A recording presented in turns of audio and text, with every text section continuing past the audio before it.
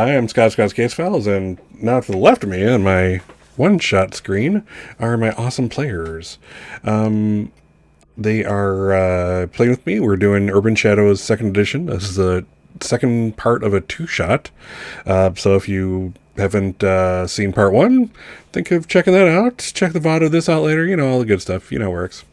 But yeah, it was a good time last time. I enjoyed kind of exploring Urban Shadows again for the first time in a while. Since like the first campaign way back when, I'd kind of left it alone, and then got news of the the 2nd edition Kickstarter coming, and I went totally all in because it really is a rocking game. It's an awesome game, and they're making some new changes, some new playbooks, and new ways of doing things that are going to be interesting for the characters, especially in a campaign setting like I do. So very cool. Such a thing as city moves, which I won't get into at the moment, but very cool stuff. Also has city hubs. In this case, we're using downtown for this one. So let's keep that in mind. And yeah. So let's quickly introduce our characters and our players and their characters. So let's go to Cassie. Cassie, how are you doing? Okay, hello peoples, I am here today. And yeah, tell us about Ophelia. Yes, Ophelia is a tainted, and she is an actress in a sort of ritzy private theater with a bunch of rich people. They do dances and plays, and there's a kind of high class restaurant built into it. It's a very classy type place. Gotcha. And And go ahead. yeah, and she is focused on basically just securing the souls of all the fancy people for her master. Excellent. So yeah, okay, securing souls is her one job. Was there another one? Well, running the establishment, I think. Fair enough. Excellent. All right, awesome. Nice to meet Ophelia again. Let's see. How about Steve and Barnaby? Tell us about Barnaby and how So you're doing, also, I'm Steve. playing Barnaby the Imp. Trying to think. I thought I wrote down all this stuff. Maybe it's in my character sheet. Anyways, Barnaby imps have establishments. Specifically, Barnaby's services are that he cleans up gruesome and illegal messes, and also holds and transports otherworldly creatures. Currently, I'm trying to offload a unicorn on whoever will take it. Awesome. Right now, Awesome. it's on my mobile truck, and it's eating too much food. You're in the red at this point. Very sad. Also, you have a vamp helper. Is that so? Or Ryan? I do have a helper named Lars, and then I do have a contact who is a vampire that I go to for Oh, assistance. that's right. Okay. All right. Okay. My notes say bodyguard Lars and Ryan is vamp helper here and there. He's a refined individual. Awesome. Cool. Cool. All right. Jason, how are you? And how is Park Ashby, the wolf? Well, I mean, Park is doing all right. It's cruising around its neighborhood, keeping an eye out, always looking to take a bite out of crime. I don't know why I didn't see that coming. Yes, God, But I here we are. saved this up all week just for you. Yeah, I know. Anybody watching, how every GM has a problem player? Yeah, that's me. No, you're not my problem player. You're good. Yeah. Obviously, I like to operate at night. So I gathered all this information during the daytime when I was vulnerable. But now we're all meeting up at Barnaby's place at 8 p.m. to figure out what we're doing. Cool. Awesome. Cool. All right. So last we left the group, and I just want to make a note that Danielle is not here at the moment. My players do have lives, so I totally respect that. So if she doesn't make it here, we miss her, and if she does, that's all the better. But for purposes of gameplay, we'll say that Danielle was called away on something having to do with, like, maybe trying to research what you were doing. She does have a pretty awesome sanctum after all, which I was so hoping to bring into this session. And we might yet. Who knows? But yeah. So let's see here. So yeah, when last we left our adventures, basically the brief overview of session 1, the players were all kidnapped by the King of Autumn, a fae who for the season rules over the fae courts of the city.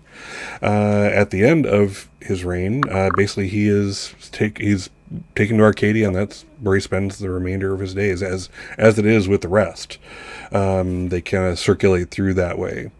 And they're basically told that in order to make that transition possible, the Queen of Winter has to be ready and able to take his spot and have the baton, so to speak, passed from one to the other so that things can proceed as they should. But unfortunately, there's another kidnapping. They can't find them. So the future Queen of Winter is known as, within the Fey language, as Borislot, but is known as to the mortal world as Jason Schmidt, and has very much turned his back on Fey society as best they can, because apparently they found a mortal. So now the question is, what's going on? The apartment of the two was discovered and was found to basically a crime scene where there were 2 chalk outlines of dead folk, and actually using Florence, the wizard, Danielle's character, her spell, they were able to locate 2 people. They used strands of hair from the brush. They found 2 different locations where the person might be at. One is at the Orpheum Theater, kind of like an old school theater from way back when. And then the Epic Building, which is very much a steel and glass business center, basically. So that's where we left our people. Again, and I think we'd also kind of met at Barnaby's shop, if I recall correctly, his storefront that he kind of uses for his business as a meeting place. Big, which was pretty cool. It was, I like the description of the big storage warehouse with the elevated glassed-in office. That's pretty cool. And yeah, so when we left our fair adventures, it was basically there that they were trying to decide what to do next. And really, that's all Powered by the Apocalypse games are. They're about trying to find out what happens next. So, appropriately so. Now you're all caught up, my fair viewers, and it's time to get into things. So, no, you see, there's a part of my brain that's like, okay, don't forget to run the intro video, because I've been conditioning myself to do that, but this is just one shot, so I don't have an intro video, so we're actually ahead of the game. So good job, Scott. Good job, Scott. Yeah. I'm ahead of the game finally. Who knew that would happen? And by the way, the first half of this is already on YouTube, so I'm on it. About to get Dune on Dune and this probably tomorrow. So yeah. You've already spilled all my secrets on YouTube? Doggone it. All of them. Yeah, they weren't secrets. They were not secrets. They weren't before, and they aren't now, I assure you. But no one knows where you live. Canada. So there can't be any Jason groupies that come hunting you down or anything like that. So I do try to protect your identities as best I can. Anyone comes after me, I'll fend them off by offering coffee crisp. Yeah, they'll be so filled with fluids, they'll have to use the bathroom. You'll make your escape. No, coffee crisp. That's a coffee-flavored candy bar. Okay, stop. No, that doesn't even exist. That's sad. Yes, actually, it very much exists. But only in Canada. God damn it. Canadians love the beer. Don't like the coffee bars. All right, so let's do this. Right. Who wants to kick us off? Where are we going here? What's going on? So In the leads that we have, Steve, you're go muted. to either point to the Orpheum or the Epic building. And I mean, I vote for Orpheum because I think it would be easier to get into. yeah, I mean, we should assume we're going to have to investigate both unless somehow we're really lucky in the first one. Or we could split up. Never a good idea. Not a great idea right now. I'm really not sure where Flores went off to. Said something about she needed to quickly pick something up from her place, and she'd meet here, and I don't know. Unless she just decided to ditch us all and go to the Orpheum ahead of us. Aye. Ooh, she was the villain after all. Yes, perhaps. But we know this much at least. Orpheum theater. What kind of theater is that? Is that your kind of theater? Ophelia? Orpheum Theater. I don't think I've seen any movies there. Yeah, it's kind of like one of those old cinemas from the heyday of cinemas where there was 50 in a given city, decent size, and totally old timey, and it's been abandoned for a while. Nothing to really speak of has been happening there. Every now and then somebody tries to either gentrify it or revitalize it or renovate it, and it just always falls through, it seems. I believe it is simply mass market trash. Probably for penny movies back in the... Well, we're not going to find out standing here. Yes, well, we can go there and check it out, I guess. Excellent. Are you going to take the cleaner mobile? I mean, I do have a regular van. We don't need to take the trailer with the van is, where I do clean, some of my cleaning. I don't necessarily need to take the, semi truck, complete with unicorn. You don't need to bring the unicorn with you everywhere? No, although, I'd love to let it loose in the city, but I'm pretty sure it would hunt me down at this point, so. Just keep it away from Central Hospital. We really do not want a unicorn loose in the hospital. Or is everybody hopping in the van? Is this like a kidnapper van? Like no windows in the sides and everything? It is absolutely a kidnapper van. I mean, it's white too, right? Like, except for the clown picture on the side, Free candy. Awesome. I mean, most of the things that I transport don't particularly want to be transported. That is an understatement.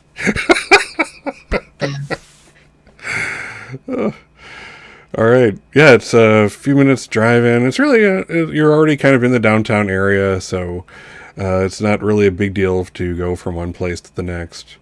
You kind of, you pull out in front of the Orpheum, and again, it looks like just the place I described. This place that's been abandoned for a while, but people keep trying to make something of it, but it just always fails. It has this like facade, out front, the marquee, and it's like if you each can look at it and like see, like, if your eyes can almost go back in time to like the 50s and how wondrous this place must have been, how magical for the people around here, all those lights actually working and bright, the front all shiny and multicolored and bright and welcoming, and that smell of popcorn wafting out and all that. But that's not here now. You kind of smell sewage from like some backed up sewer down the street, and the garbage can that gets neglected on the the dumpster near the corner. The paint is chipped, the lights are either burnt out or shattered long ago. But yeah, what do y'all do? Hmm.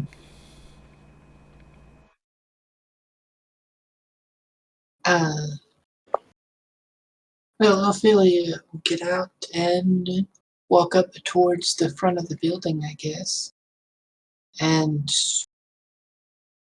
look around, see if it's looks like anybody has been going into it. Okay. Yeah, I mean, it's definitely boarded up, and looks like it's been reboarded every now and then. You know how abandoned buildings work. Somebody always gets into them, so they always have to put up the extra couple boards out front to kind of deter anybody from popping in, that kind of thing. It looks like something's been kind of freshly done to it lately. A new board or two have been added. Um, you kind of look around. Doesn't look like anything. There's no openings that are available at the moment. There is a sign that says deliveries in rear.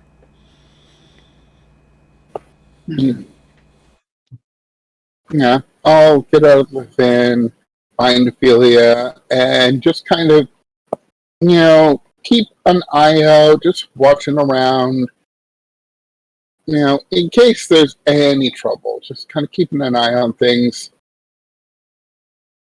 Yep. Yeah. The I'm going to say especially for Park that the smell is particularly offensive. You're just downwind of that garbage and that sludge, and it's just turns your stomach with your even in this form you have slightly advanced senses and whatnot, and it's not great. You wish you were not Thanks, here. Scott. Thanks, Yes. Scott. Yeah, she'll point to the sign up at that says that the delivery's in the back. There may be an entrance in the back that is still open. All right, you stay here. I'll go check it out and let you know what's going on. Barnaby's still in the truck. He's like, need a hand? No, I'm good to check this out. You stay with Ophelia. Yeah. Conversely, I think Barnaby's he's like that fox knight from Labyrinth. He's like, eternal stench. It smells delicious and smells wondrous. It's fine. I mean, he smelled much worse. All right. Let's see. Yeah, so you're safely buying some steel just in case anything goes wrong. Wise. So Jason, or I'm sorry, Park. You find yourself way around back. It's kind of like the shared alleyway of all of these storefronts here, as you see in many downtowns. It is also the place where, the storefront is, especially like the older buildings, is so precious because of the real estate. You have to have that storefront to make the thing happen, so it's kind of generally thin. You don't want to take any space up with anything unnecessary to not bring in business. So all the important stuff for getting stuff in and out business-wise is in the back of the building, where normal people won't see it because they aren't going to go down a dirty alleyway. And it is a dirty alleyway. Rats are running here and there as you kind of go. They sense a predator nearby, and they skitter and scatter. And you kind of find your way to the back, and let's see. I'll have you, just because, why don't you investigate a place of power? Right. Let's see. Investigate. And let's see. That is study a place of power. Sorry. So roll plus. I'm gonna say night. Roll plus night. All right.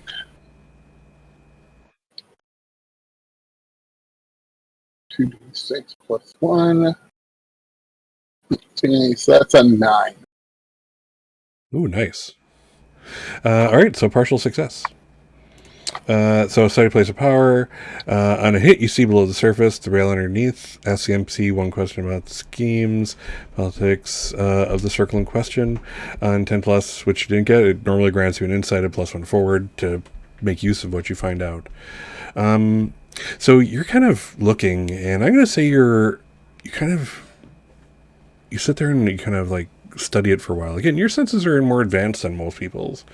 This wasn't a let it out or anything. However, you still kind of use what is at your disposal to kind of see things, look things over. And it doesn't take too long before you kind of notice, okay, there's like a little swirl there, like a little mini dust devil that's not right. The wind isn't blowing.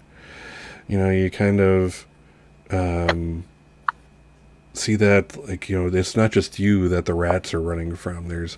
There's something there, and it doesn't take too long. You see like the shape of a person, and it's this spectral shape. You're looking at definitely, likely a wraith, maybe a specter. We don't know yet. Specters are more insane, we'll say.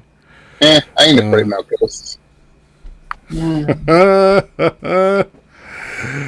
You see this kind of older guy wearing what looks like a very nice suit for the 20s or 30s or 40s, with a little flower and lapel and the nice tie or ascot, and he looks at you and he's like, "What business do you have here?"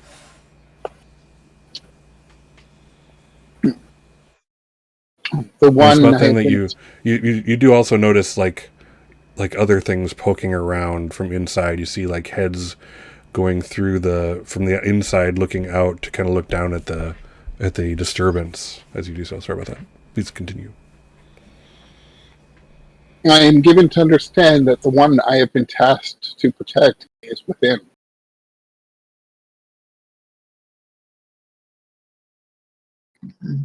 What? And you wish to gain entrance safely, I assume.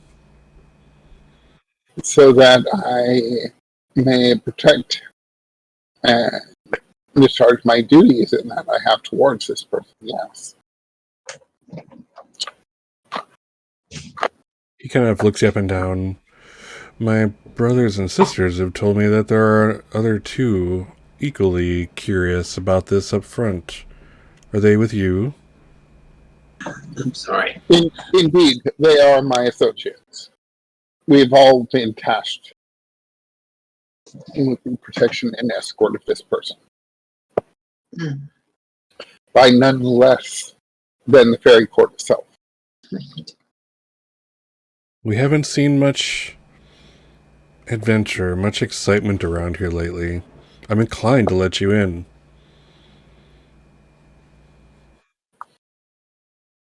It says you don't bring any... go ahead. Such a boon would be greatly appreciated.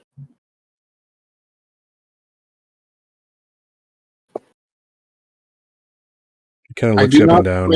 You won't break anything here, yes? I will do my utmost to avoid breaking or harming anything that lies within this place of significance. But it may come to pass if others wish to enact violence, then inadvertently things may end up damaged. So even then I will do my best to avoid damage. But I cannot vouchsafe for any enemies that I may encounter. Very well. You interest us. You are a curiosity, as are your friends. It's about then, the two up front, you, Barnaby, and Ophelia. Barnaby and Ophelia, of course you have no idea what's going on in the back. However, one of the the boards in front of one of the doors, you see like the weirdest thing. It's like, especially Ophelia, you're literally right there as you see like nails being pushed out of the wood slowly but surely until the board itself just falls to the ground, and then the same with another, and then the door creaks open by itself. The main door that would normally, one of the two main doors that would normally bring in customers to see the movies inside, the talkies. So Yeah, I'm going Ophelia, to. I was going to text them and say we have been granted entry. So and come on in. Ophelia will check her text and it's like, look over to Barnaby. Looks like we got our way in. It's like, I'll take an invite over breaking in any day. So I assume I can go in the back door where I am, right? Yeah, Oh, yep. He's the same thing kind of happens back there, except it's like there's a lot of these doors it's taking you down into a basement type of entrance. So this one, pardon me, this one is kind of sunken in a little bit, but you see like the door just open up, and the wraith waves you inside. mm. All right. I'll enter the room, but I won't necessarily get too far or keep the doorway out of sight. I'm assuming the other two are going to come around back and join me. I do not know that the front door is open. Fair enough. So, but they're going through it obviously because they can see it being open. Yeah, your buddy there will as you enter, he kind of gives you a little curt bow and shuts the door. Wouldn't want any ne'er-do-wells in here. Well, Ophelia will kind of step in and like toe through some trash with her like expensive shoes and just kind of look around and try to pick her way through the mess and try to figure out where they need to go. Sure. When you kind of pick your way in, you find yourself in, there's like a little vestibule again where you're coming in where people would buy tickets from this little ticket booth right out front, as you've seen long since ported over, and you find yourself in kind of the lobby of the cinema. It's really kind of cool. It's like the sales desks and whatnot are wooden.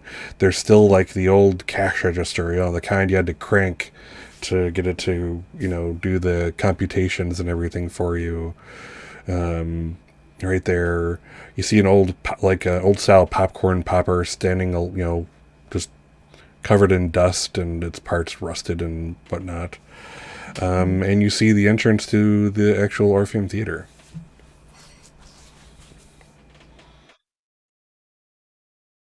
Army looks around a little bit. Doesn't see anyone. Just gonna waltz into the theater. He gives zero shits. That's awesome. Zero shits. Zero shits given. Is Ophelia following him after kind of looking around, or no? Yeah, I imagine she'd follow him. She doesn't see anything.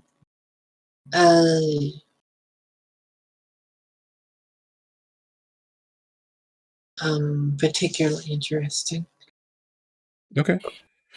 Yeah. So from downstairs, your buddy Park, he's basically he points to a sign, and if he had some substantiability, yeah, he would actually have been tapping it, but it says stage entrance, and it gives a little up pointer right by some stairs. Oh, okay. Yes, I will go and follow a sign. I mean, I've thoroughly kind of at least looked around anything interesting or suspicious in this, loading bay, storage area, whatever, but sure, I'll go along and, head through the door towards the stage. Okay. So it doesn't take but a few seconds. You're kind of the other two, Barnaby and Ophelia, see it first, but like there's definitely no electricity here, but the lights that light up the stage, the ones that have like you have the clear light bulbs, the big ones with like they used to have like the like half cones over them to kind of direct and reflect light straight onto the stage. Those are all lit. And in the center, you see of the stage with its what do you call it? It's a curtain pulled back. In the center is a man. I forget who all went to. I think it was Park and Florence went to the apartment, right? Yeah. Yeah. So you see one of the people as you kind of come out from your side, because you're basically entering stage left, that you recognize from the photo. One of them. And as you kind of you guys that are coming down the aisle, and again, this has like been abandoned for so long, you can see like there's rows and rows of seats, some of which are just broken, some are gone, like totally upbolted and not there anymore. You can tell in its heyday this place is beautiful. It was like, that kind of that faux crushed velvet look to it, in the seats. It was a styling place for its day. The stage itself, the curtains were probably like ruby red at one time, but now they're just faded and just covered with dust on their own. And of course, the floors are sticky as you're walking up. But yeah, you see this man, and he is sitting in a chair, and the lights are all seemingly focused on him. What do you do?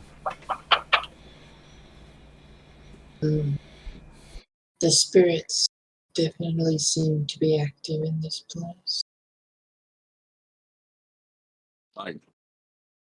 Something seems off about this. Well, I will just casually saunter on up to him.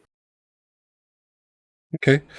From your vantage point, Park, you can see that it's not just a chair that's out there on the ground, on the floor around him, on these boards where, probably vaudeville performers clickety-clacked on their tap shoes back in the day.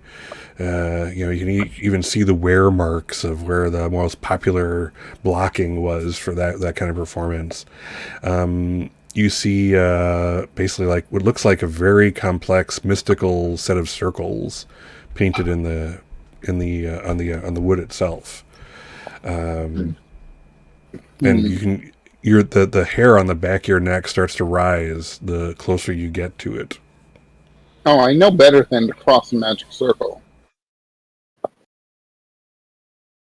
I guess I'll come close. Hey, buddy, what are you doing here? Are Ophelia and Barnaby still approaching the stage, or what are you doing? Yeah, I'll approach if we see Park up there. Or be appropriately scandalized. I don't know.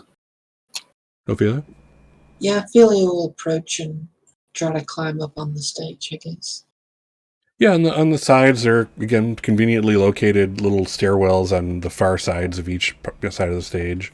Again, this is originally very much a performance stage that morphed into a movie and talkie show stage as the time went on. So you can kind of see the evolution even there. Good old Nickelodeon. Good old Nickelodeons. Yeah, probably a nickel, yeah, also. Just like Nickelodeon. Anyway.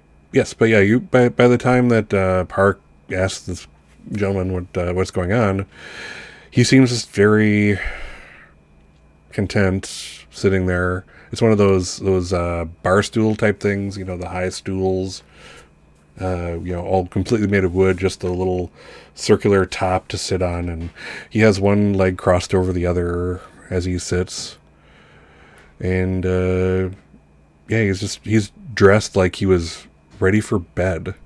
It's pajama tops, pajama bottoms, nothing on his feet at all. And he kind of looks at all of you. Who are you? Who sent you?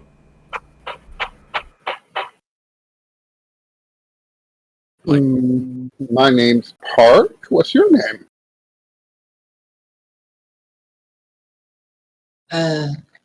Let's see. He kind of keeps looking at you. He's looking for introductions first. Just say, my name is Ophelia. Barnaby will do. He kind of looks at Barnaby. He kind of gives a sniff towards Barnaby. It's like, names sound familiar. If you're here, the court sent you, didn't they? They seem to be missing someone, so yes. Well, yes, they sent us. They didn't exactly ask. Yes. As is their way. Who are you searching for then? What is the name they gave you?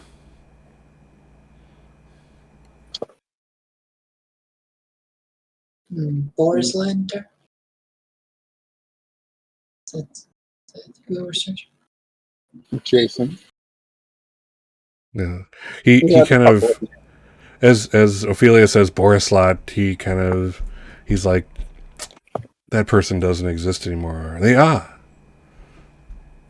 Jason Schmidt does exist, and he is me. He told us that Jason would be able to direct us to who we wanted.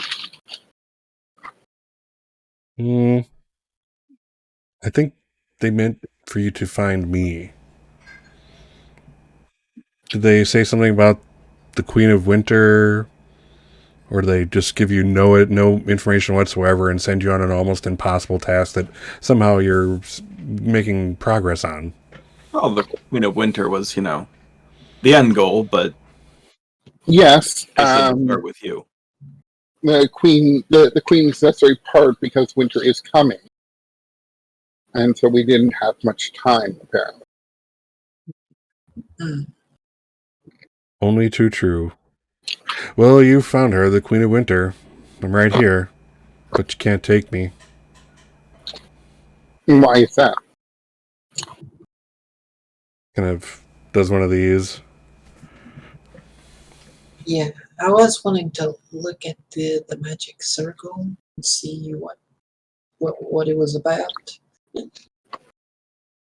Cool. Let's see here. Why don't you study a place of power? Let's see how you do. So roll plus night also. This is not going to go well. I love it if you'll start with that. Prepare for disappointment. Even with a -2, you can get a full success. True. Let's see. How do I do this again? Not often. Odds are against. I don't even know. 2, 6. Okay. Oh, Cassie has an 8. Is there any modifier to that? -1. A 7, still a partial success. All right. So, yeah, so you are kind of looking at it, and you kind of take a closer look, and you do see that it's like, it's almost like the sigils are moving. And if you look really close, and you probably are, you kind of see like suddenly there's like an eye looking back at you, looking out, something that kind of has a little bit of form and then fades back into it. And it probably occurs to you that while this, there is no such thing as like wraith magic as far as you know, this is made with like ectoplasm. These sigils. And that's when so Jason sees you looking. Yes, the ghosts, the wraiths. I'm sorry, they do love me so. They even sacrificed 2 of their own to make this. And I'm very thankful for them. I'm very thankful. It says, with the help of Kevin, my mortal, my lover, Winter will be missed this year.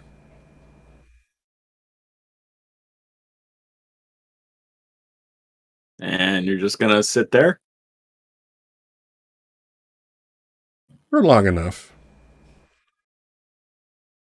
I mean, seems kind of dull. Oh, it is. It is. I've actually... I'm bored already, and it's only been a few minutes.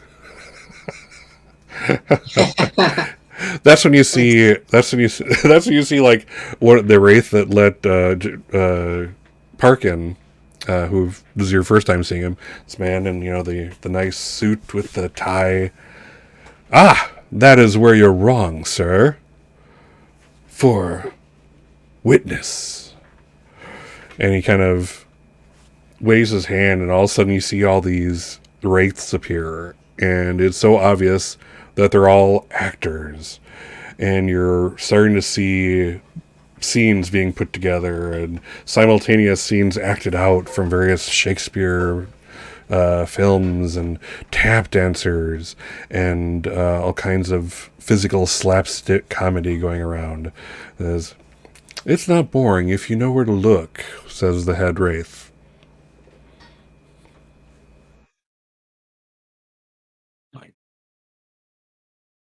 So you're just on vacation?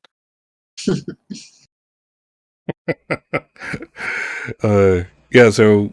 don't you have a court to take care of and stuff? All I know is, if I had to sit on a chair until winter started, I would have to piss well before winter started. Or are you just going to keep pissing yourself on that chair for however long it takes? Though I may have pushed aside a great deal of my Arcadian ancestry, I do retain enough not to have to piss myself, as you say. All I have to do is be here. All I have to do is exist for just another few weeks, and then I'm free. And the cycle's broken. Yes, the Fey Court will be in shambles, and it'll be a wreck, but I'll have finally got what I want, which is just to be mortal. Just to be with my man. Then who are the 2 bodies that were left behind at your place? Well, the court... Hopefully no one you care about. No. Let's just say that you weren't the first line of seekers that the court sent to detain me. Oh, is that a threat? No, not at all. Not at all. Well, And it certainly sounds like a threat. Let me ask, perhaps if there could be an alternative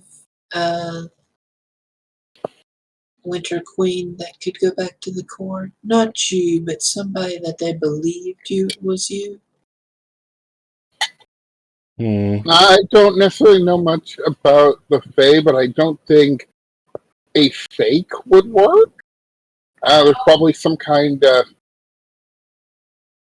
clean fairy magic responsible for that I don't know. But a similar question, is there anybody else who would be able to take the position instead of you? I mean, surely you can, was it abdicate? Yeah, abdicate.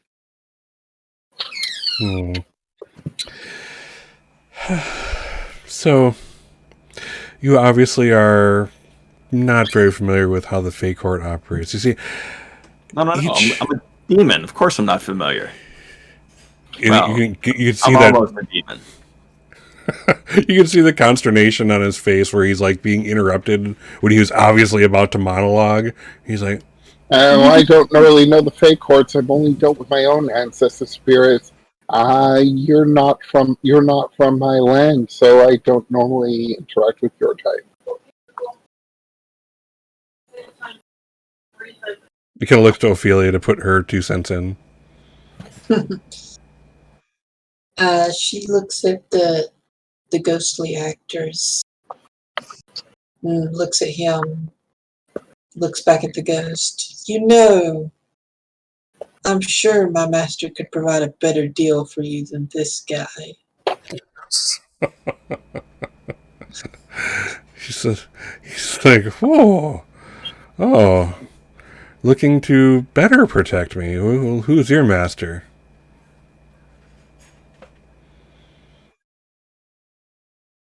Hmm.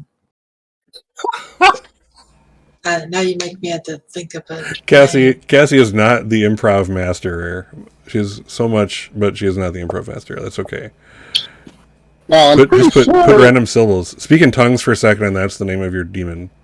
I'm pretty sure her master's name is not Margarita.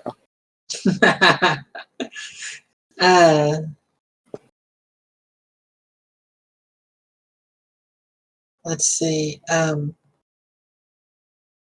He is a patron of the arts, but from a different realm than here, from a realm deep in the shadows. I can smell the brimstone all over you. I know what you're talking about. Don't try to candy coat it.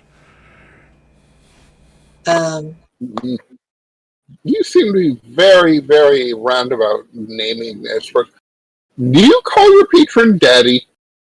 That No, costs extra. No, that's usually what the clients want me to call them, but I don't call him that. But yeah, so something I did want to do, because this is my thing. Please do.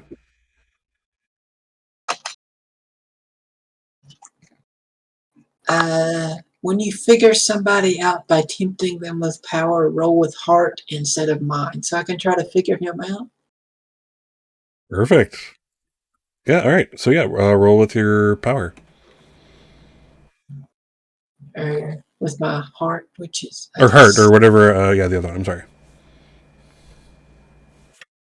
Do the thing. This disconnects me from the game server. I don't know why. Oh, well, probably. Did you just roll?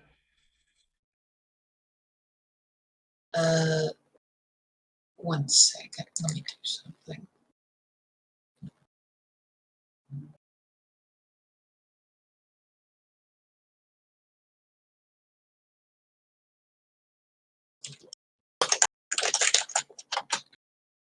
No pressure. Okay. All right. So, and my heart is +1, I think. So it's a 7. Okay, cool. All right. No, wait. My heart is +2. So that is An 8. an 8. Okay, so still a 7 to 9 result. So on a hit, you'll ask 2 questions, and they get to ask 1 question of you. Okay.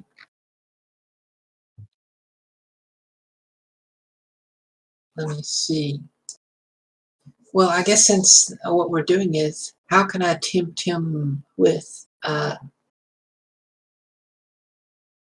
can I tempt him to my side? Like, Oh, is that one of your? Is that the question you're allowed to ask for that? well, which questions am I allowed to ask for? Figure it out. Let me So I'm not positive, but sometimes when people have when playbooks have these abilities, it says, oh, you can use this instead of that, and ask this question in addition. If that's not the case, then the questions are straight from the figure someone out move, which are who's pulling your strings, what's your character's beef with blank, what's your character hoping to get from blank, what does your character worry is going to happen, how would I get your character to blank. That's one. And how could I put your character in my debt? Let's see.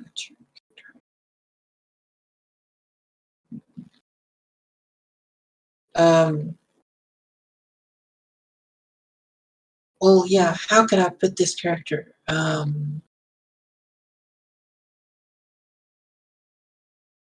How can I put this character in my debt? I'll ask the first one. I'll ask. Let's see. So, if you can get them out of their need to fulfill the role as the Queen of Winter, that would definitely put them in your debt. Okay. And the other one is what is this character worry is going to happen?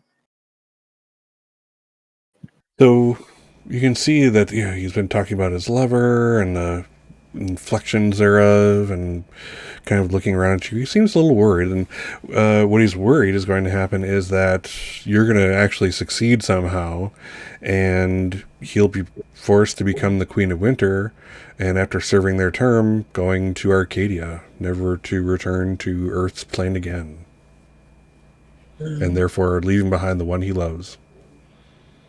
Okay.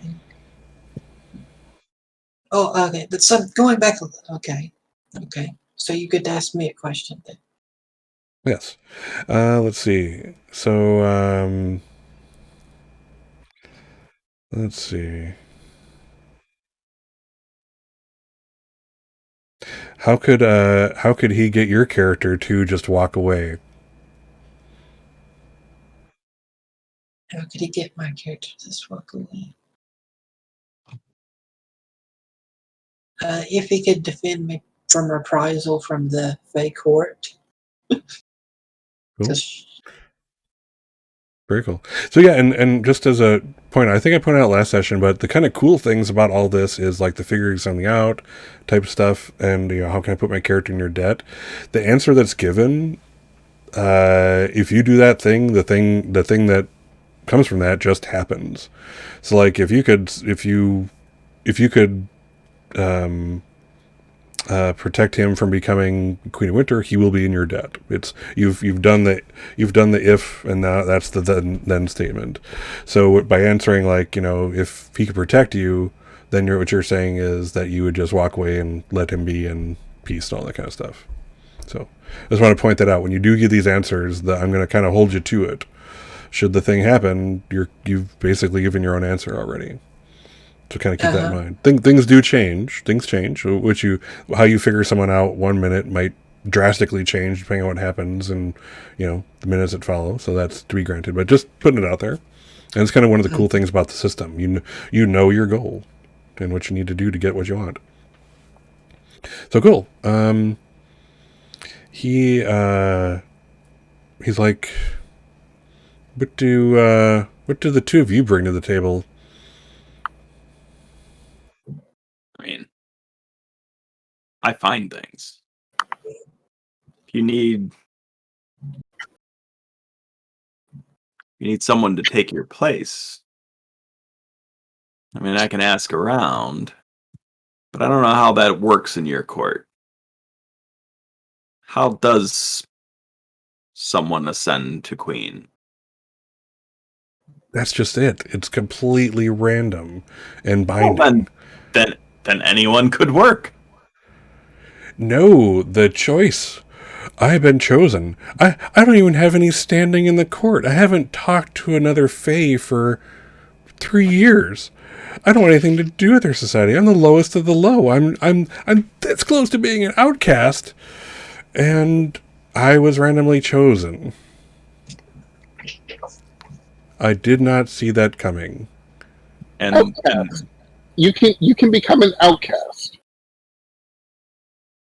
What do you have to do to become an outcast? Well, kill another Fae. Is that the only thing? I mean, like, if you were an outcast, you were literally being cast out, and then you couldn't be queen, right? That's strangely insightful, Mutt. You say you're not an outcast, you're nearly an outcast, and they still pick you anyways.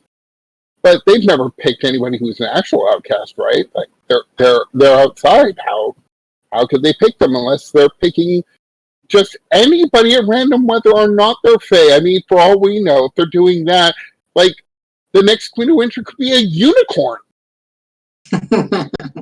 Well, it has to be Fae, but why do you say unicorn? No reason. I was just thinking of Have something an extra ridiculous. if you need one. Are fays or unicorns fey or not? Aren't unicorns Fae? Not Wouldn't like you big like to people, know? but like big creatures, right? We don't talk about such things. So, what happened to the last queen? Well, they're in Arcadia forever. That's a long time. I'm not sure if you know that. They just I don't know about.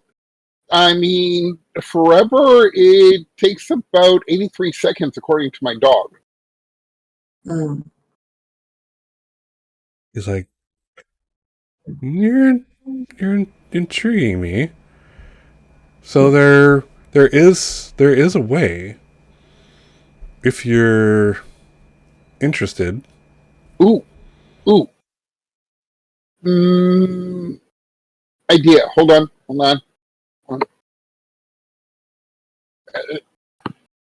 What if you could bring Kevin to Arcadia with you? Oh, he'd go insane and rip his own eyes and then entrails out after not that long. I couldn't protect him from the realm itself. It drives men mad. But were you serious about your patron demon? Uh, I look over at Ophelia. Certainly. And were you serious about the unicorn imp? absolutely been trying to get rid of that thing for about 3 months now. I mean, I'll gift it to you for a price, and if that price is our freedom, this is perfect. And come on, Barnaby, if there's a price, it's not a gift. Let's be real. Now's not the time for etiquette. That's what Barnaby said. So the way that I could completely become an outcast, which I didn't have an ability to do, is to, well, marry my man and be married by a lord from a realm other than Arcadia with steel And rings. then ride away on the unicorn? Trying to figure out how this fits in. Do I need to get like one of those just married banners and to fix it to the unicorn's tail? Huh. I'm afraid that's not how that works. Oh, right, you need tin cans. Ring. Okay. The rings must be fashioned out of steel and unicorn horn. No. If these things can be brought to pass, I would be considered completely outcast, and another would be randomly chosen. I didn't think when you walked in I'd be saying this, but in fact I was positive. You're geniuses. Well, thank you. I mean, it is, I am a very tough act for them to follow. Well, this is certainly a interesting situation we find ourselves in. I don't know if my lord has ever married anyone before. We usually go the other way, but I can certainly ask. Depending on who you ask about marriage, you'll get different answers. But he's like, if you can make it happen, if we can get the rings of steel and unicorn horn, and if my love Kevin can be brought here and be married by the demon lord, why, I'm in your debt. I'll give you whatever you want. I mean, does this Kevin have a car and can drive his way here, or do we need to go to the office building where he's probably at and retrieve him? You have his number? I can text him. He kind of sits back in the chair like when you bring up the office building. That's a little too freaking specific. I mean, please, we have our resources. Like, I mean, I could make a couple calls and have rings brought here, like, forthwith, but I do need to go get the unicorn, so. Mm. So, well, he's at work. He's an office worker. He's in the word processing department, but I'm sure that there's a fae or two watching over him. Does he not even know your true role? Mm. Do you really want someone with this face to tell him? I mean, dude, come on. We know I'm the pretty one. If you do these things, you'll have done what you needed to. The Fae Court, they'll leave you be. I'll owe you, and we can all go our separate ways and be happy and remember that maybe celebrated a year here and there when winter would have come. I'd be happy to lift a pint with you. We were to do these things. All right.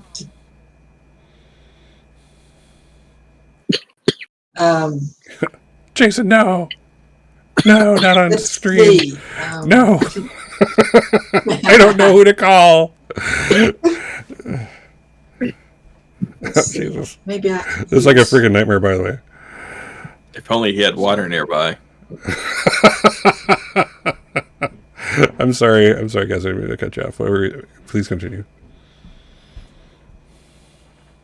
Right. So all we need is some rings with the unicorn horn and Kevin, who has no idea what's going on.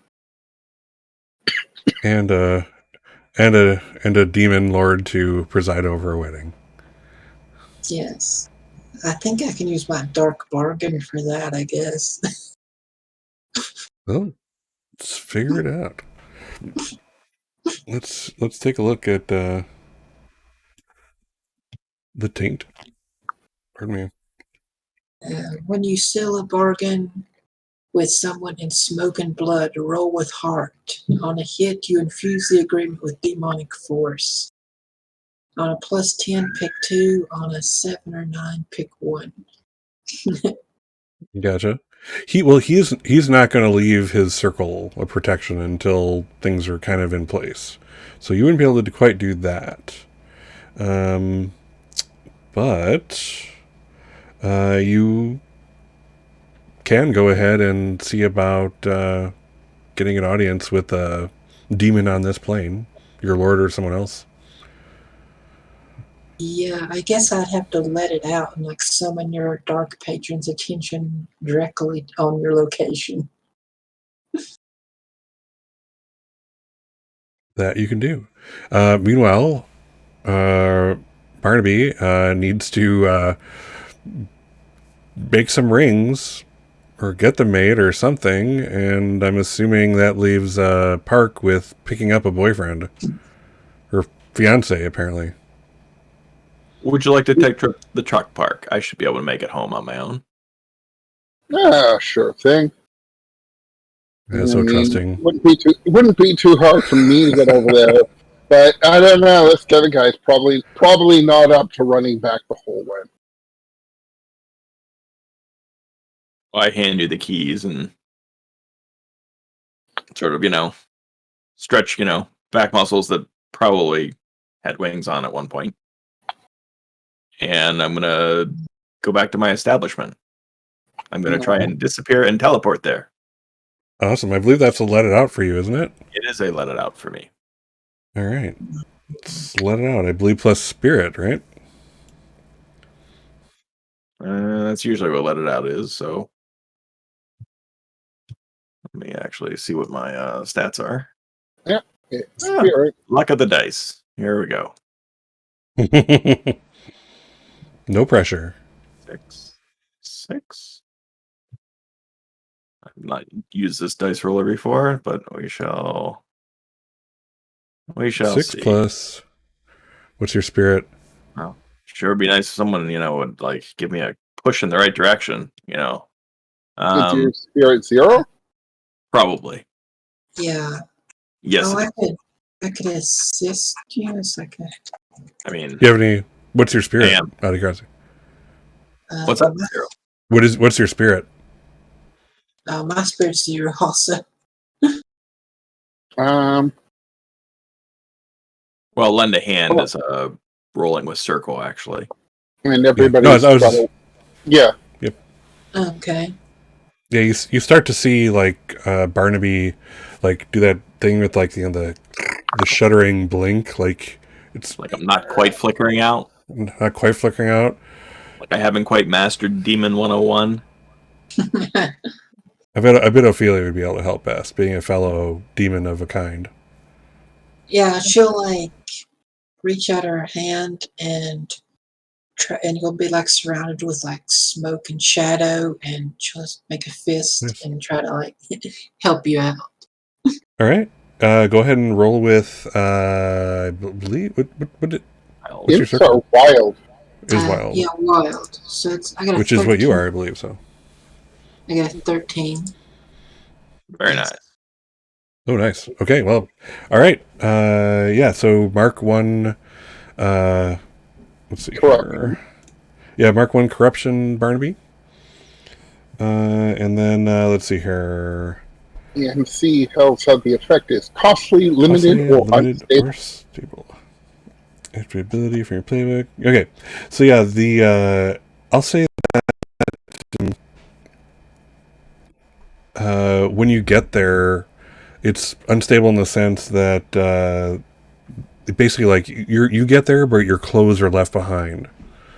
So it didn't do like the whole thing. So whatever was in your pockets and everything is back at the theater right now, and you find yourself a naked demon standing in your place. You can still smell Ophelia's brimstone kind of following after you, and it's very appealing, actually. Invigorating. Yeah, the good stuff. So all his clothes got left behind at the theater, huh?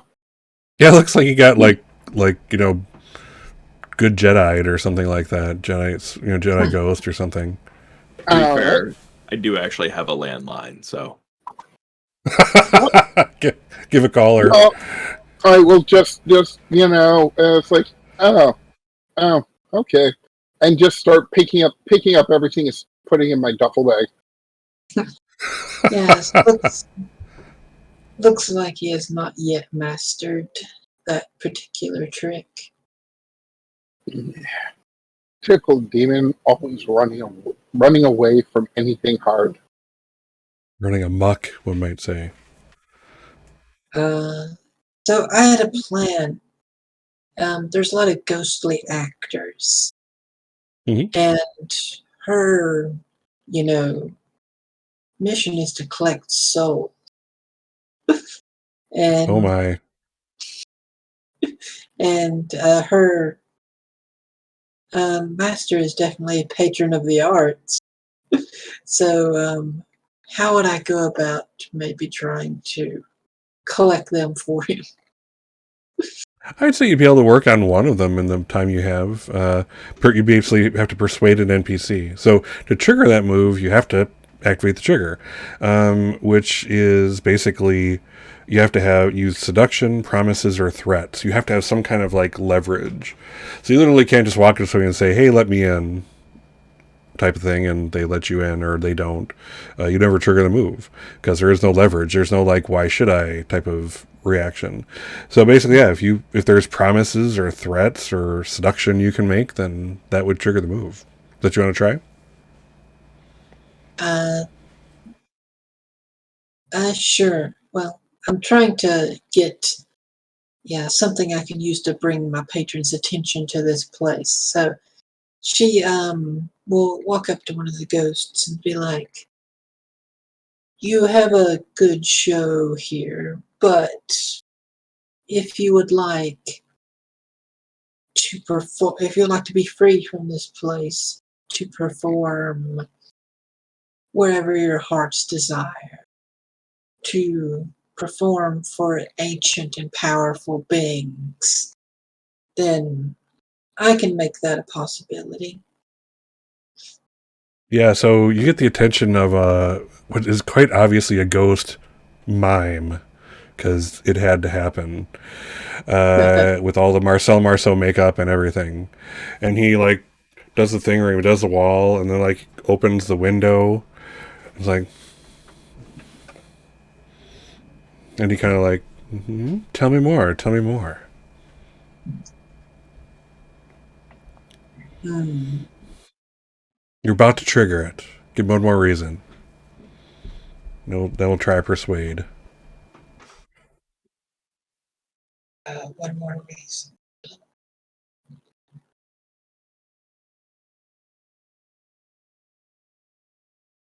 Okay, No I pressure. offered freedom from the being bound to the building, and offered them to free to able to perform in like a grand Yeah, celestial court.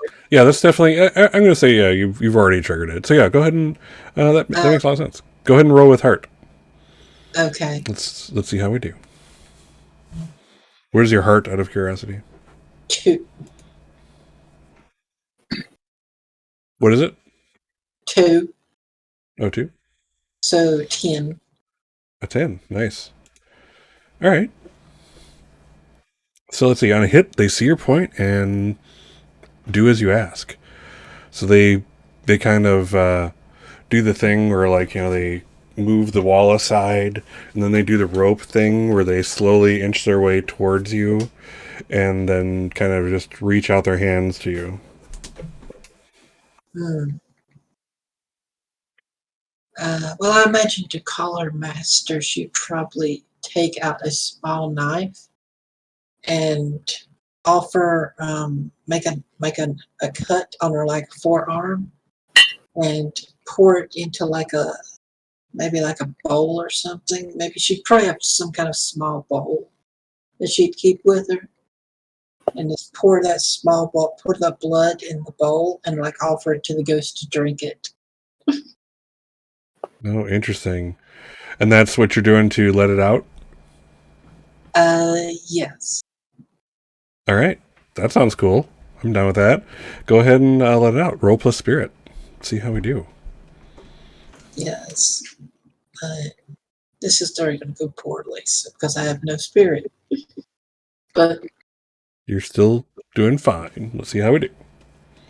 oh no, got it. 10. It's a 10. Haha. It is a 10. So yeah, you can ignore the, let's see, I believe you can ignore the, one of the two. The corruption or the side effect. Yeah. So do you want to ignore taking point of corruption, or do you want to ignore whatever side effect that I have on readiment for you here? Let it out. Let's see.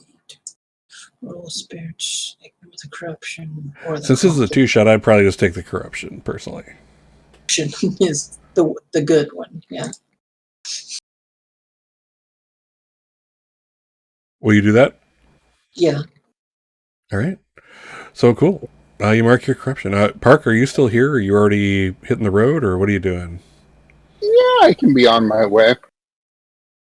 Okay. So yeah, it doesn't take you long. The epic building is, known to people. It's And probably better basically, that I was on my way. I probably would not approve of stealing ancestor souls. they might be your ancestors for all you know. Yeah. So interesting. So yeah, you basically find yourself. It's dark now. It's generally closing time. But yeah, you see the place is lit up like a beacon in the middle of downtown. Probably has a few signs on it of the various corporations that work there. Um, Go ahead and let's have you investigate a place of power. Roll with power.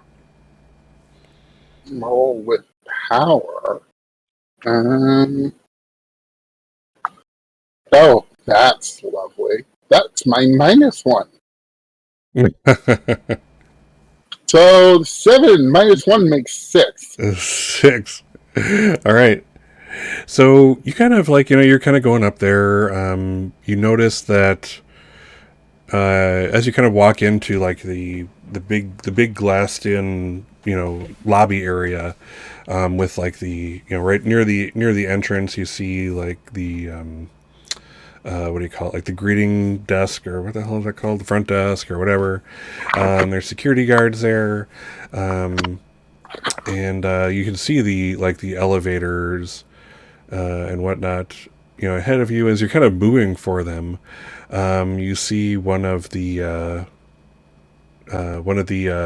security guards is he looks at you, and he looks hard at you, and he kind of intercepts you as you're going up to like the name marquee, like, who works here, uh, and just looks at you, and he's very gruff looking, very tough, and he looks like he's just very not happy with you. It doesn't take long before you kind of approach him that you can smell that he is a wolf too. Different pack. What do you do?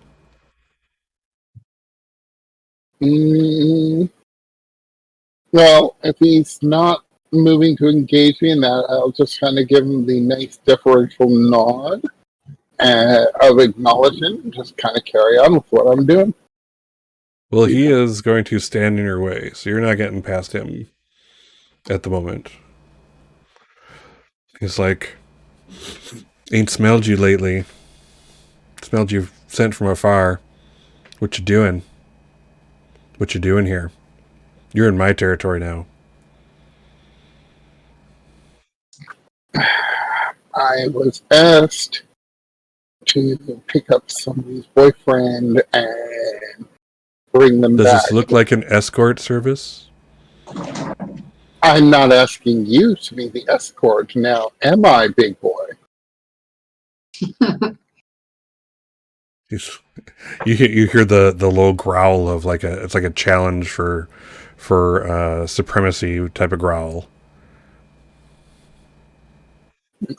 I'm just here for one person, bring them back, and then I'm done. In and out of your hair. You don't have to worry.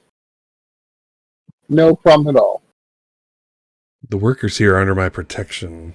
I can't just let them go away with you, can I? You might just eat them. Seriously?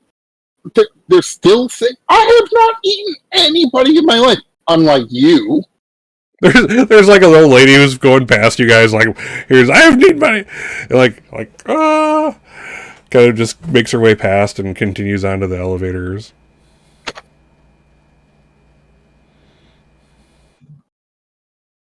It only has to be a problem for you if you want to make it a problem for you. If you simply did nothing at all and saved your energy, there would be no problem. The only problem here is the one that you're making. It seems like if you stayed down here and did nothing, then there would be no problem, because then you're not invading my territory and threatening the people that I look out after. And if you just walked away... Okay, fair. Let's go. Kevin, right? Are we gonna... You know Kevin, everybody right? knows Everybody knows Kevin. Yeah, you know who Kevin's with, right? No. Jason? No? You don't know Jason, huh? He showed me the picture. He shows everybody the damn picture. I'm goddamn sick of the goddamn picture of Jason. Yeah, Jesus. well, Jason himself told me come here and get Kevin. So, you got a problem with somebody being taken out from your precious gender-neutral bathroom of a building, then you can take it up with Jason. He's the one who sent me here. He's the one who wants somebody out. There were experience points. This just might give you an extra one for that. I suppose it advances, but you know what I mean. I mean, He's like, I only see one way to make this happen, and that's old country style. Dueling banjos? You can tell that he's like on the edge of just like wolfing out right there and trying to rip your face off. You've been pushing the wrong buttons or the right buttons far too much. So as like there's this look of disdain for you in his face, this growl, his lip curls into a snarl, and you see the beginnings of fangs. We'll take our halfway through the session break. We'll see you in 10. This is so fun. People only get like that when they're insecure. He's only wolfing out because he knows he's weaker than me. Yeah. All right. Okay, we'll take our break, our mid-session break, and see you guys in 10. Get hydrated, unhydrated, or whatever it is you do, and we'll continue on. We'll see how each of you three are faring. Okay. Yes. See you in a sec. I'm over here stealing all the souls. This poor security guy has no chance. All right. So let's see. Let's see what's Barnaby doing. So you're naked, standing in your shop. What's Barnaby doing? I mean, he'll grab. He always has extra. Like overalls around because after all, it's a messy business. True story. And he's gonna put in a call to someone to get him a couple rings and a jeweler. Well, you'll probably still have to physically hit the streets for that. But if you were to bring the other part of the... You would think, but with a few calls and just a little bit of corruption, I can do that. There's that. One of my corruption moves is called This Is How I Win. When I put out the word that I need something to my circle, I mark corruption to take a 12 plus instead of rolling. Very nice. So that's one of those time to make a few calls. Gotcha. So now what I think is, so the put out the word is a little different than hitting the streets. That's like you put out the word and over time things come to you.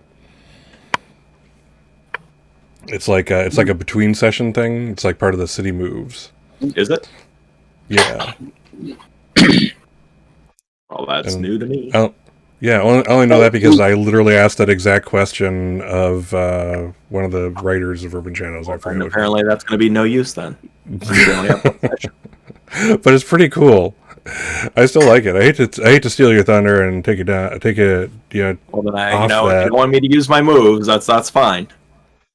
Yeah, they might need to change that move then, because if you simply during downtime, you're not rolling for that.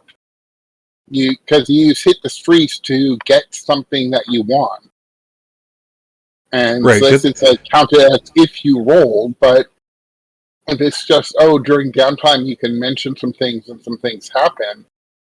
I'd have to look at the city move, but basically the idea is you put the word out to your circle or whoever and roll to see how successful it was, and then it's like it's not necessarily next session, but as time passes, there's a lot of type of moves in this game. Oh, okay, yeah. Looking through, there is actually a city downtime move called "Put Out the Word."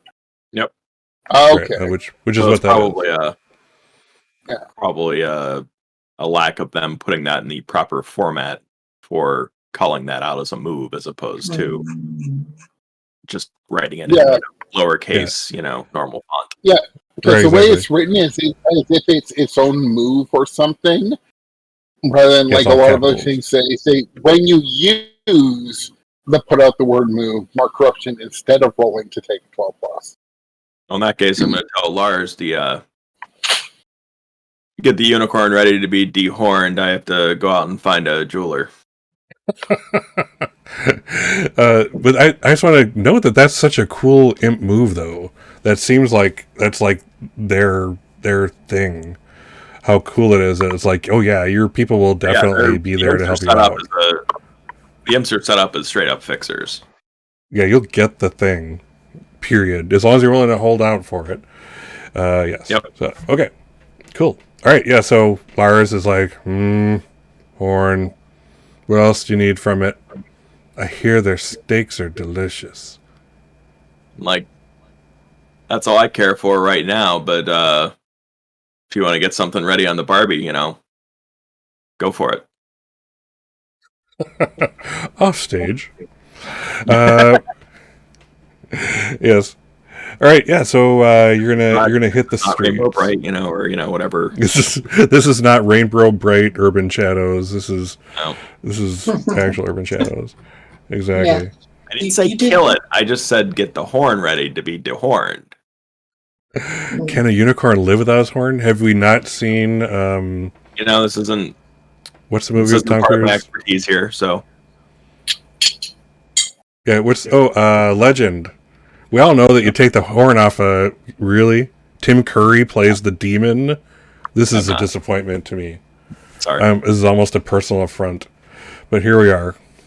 So yes, you're going to hit the street. So go ahead and what circle are you? I'm assuming you're going with your own. Wild. Let's see, crafters. Somebody willing to deal with unicorn horn. Yeah, wild. Wild seems appropriate. All right. So what's the name of the person you're trying to find? I am trying to find a name with Van Cleef. Van Cleef. Cool. Who is Van Cleef? Van Cleef is we will say, let's see, Fae.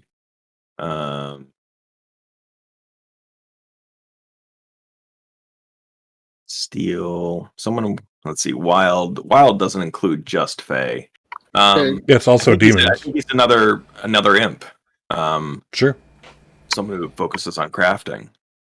All right. Awesome. Okay. Then roll with Wild and let's see how we do.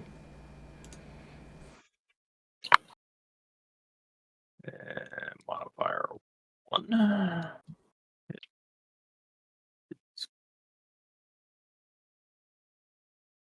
Well, there we go. Oh my goodness. I'm assuming you have pretty good Wild, so awesome. But yeah. Still very cool. All right.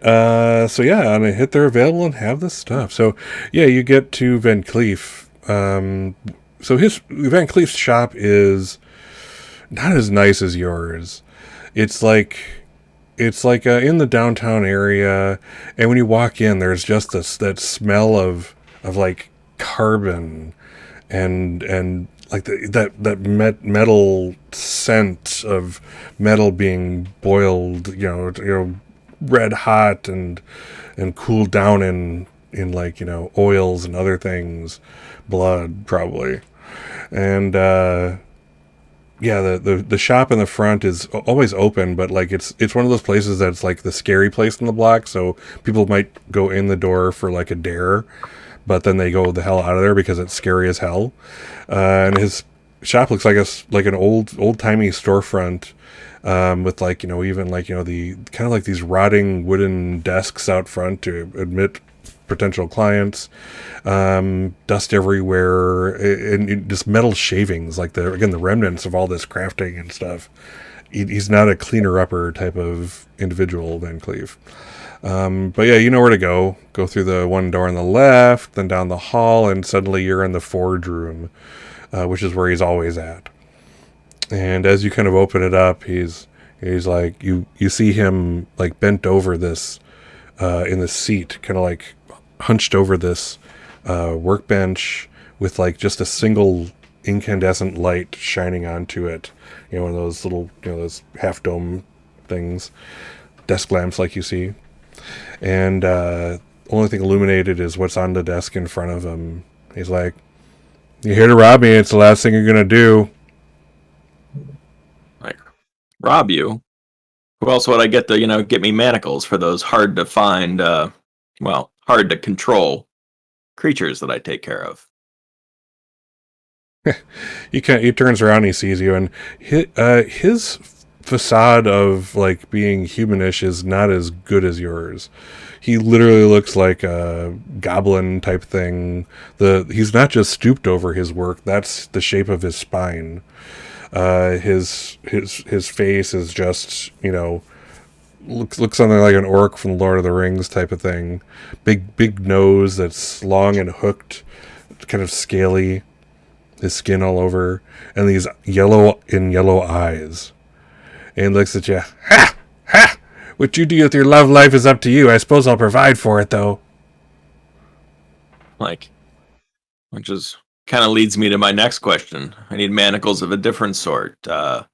Human-sized steel rings for marriage.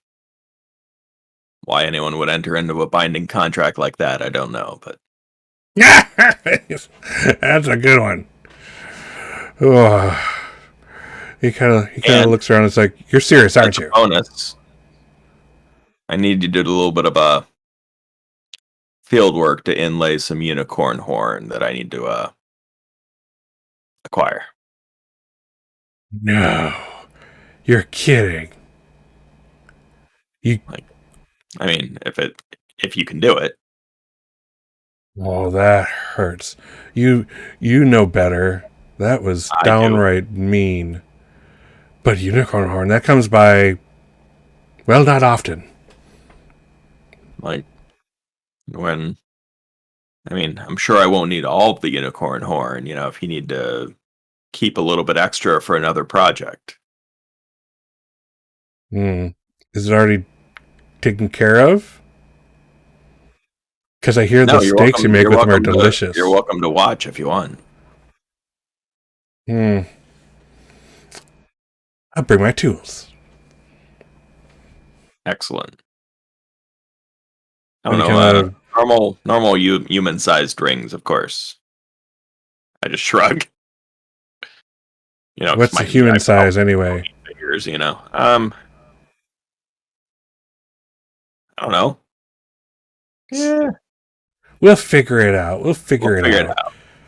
He kind of like sees you see him pile a bunch of stuff. Like, again, it's like, this is absolutely this is jewelry equipment. This is like highly calibrated stuff. And he's just like, okay, this goes in the box.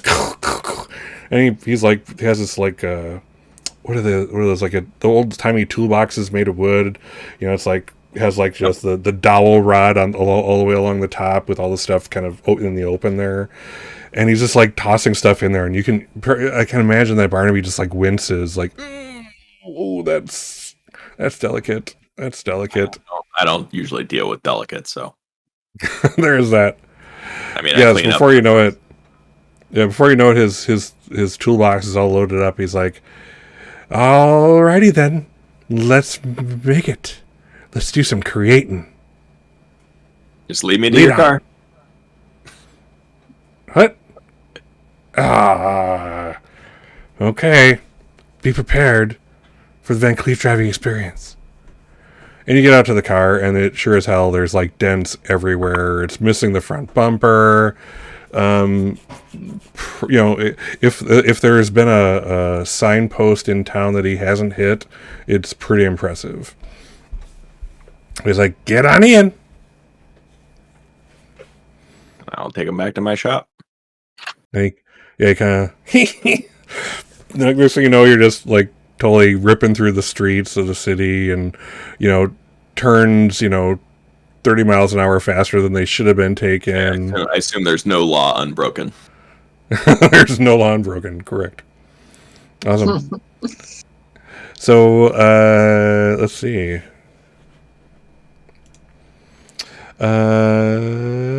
Ophelia.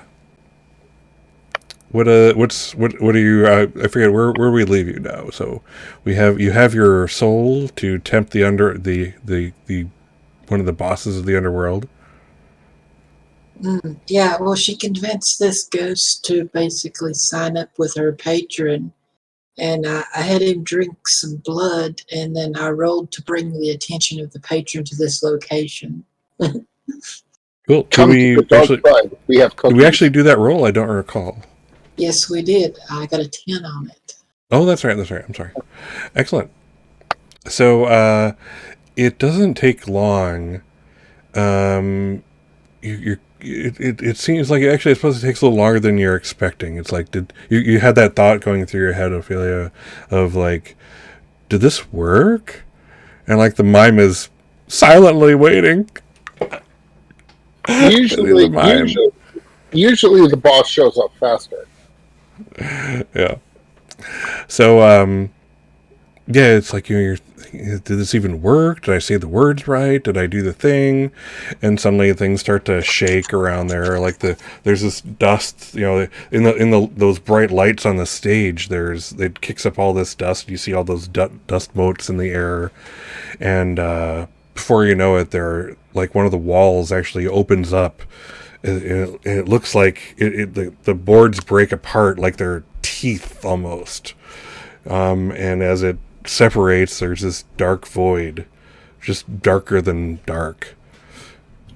It's like it's so dark it absorbs light, and then before you know it, this shape, kind of vaguely humanoid, kind of rolls out, and it's like it's like watching something that's out of focus. Even you can't quite see it, but it's your master. Why have you summoned me, Ophelia? I think she'll get down on one knee and bow her head and says, I have a soul to offer you, and uh, and for the soul, I would ask that you grant this Fae the right of marriage under your authority. There's like a silence for just too long, an uncomfortable silence. Like, of course, demons are going to make you wait. And suddenly, this kind of like reverberating, like you feel like the reality around you is expanding and contracting. And you always surprise me, Ophelia. I've been around for an eternity, and yet every time I think certainly nothing could surprise me, I interact with you, and you make me happy. Well, if you want, you could help decorate. That's not funny, Ophelia. The master does not decorate.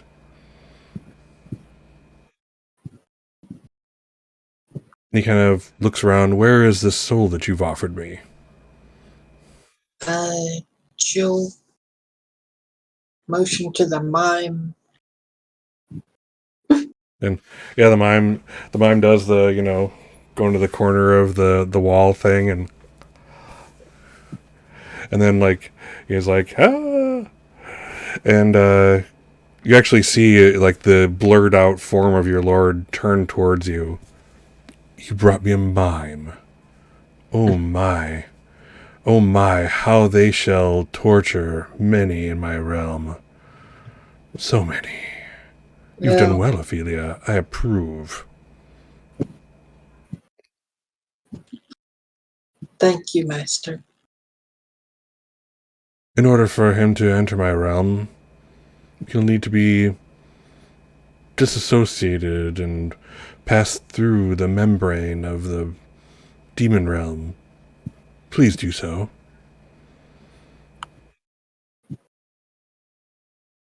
And he kind of sees you, like, hesitating for a second. He's like, eat him. You see the mind go, ah? Is that no sound coming out type thing? What do you do? Oh, okay. You said we get a corruption move for free? Yes. Okay, well, since it's a two-shot, I'm just going to do this. I want to use just below the surface. Mark corruption and assume your demon form without a roll and gain all the options listed. Oh, neat. So that's all the goodies. So what? Oh, let's see your demon form. What does it look like? Let's see. You can tell me, or there's the choices from the thing if you want, from the playbook, if you need inspiration. Yes. Well, I imagine she has kind of the like the traditional like succubus look, but her skin is like a midnight purple, and she has these like molten tattoos that look like Ooh. just molten iron. They're like flowing in like lines across her body, and her eyes are just like molten iron. Oh, damn. I take it back. You can impromptu. You go for it. And she has kind of like shadows and like smoke like curling around her. Yeah, so the mime is like screaming, but then realizes that like it sounds like the deal's happening. He just has to endure this. So you see him like, And I imagine she just starts like singing, and the and when as she sings, this like lines of fire like move around him, and he just like begins to just wither away. well, it's like, yeah, there's as if the demon coming at you isn't one thing, but then if they start singing to you, it's like, oh my god, that's like next level of terror right there.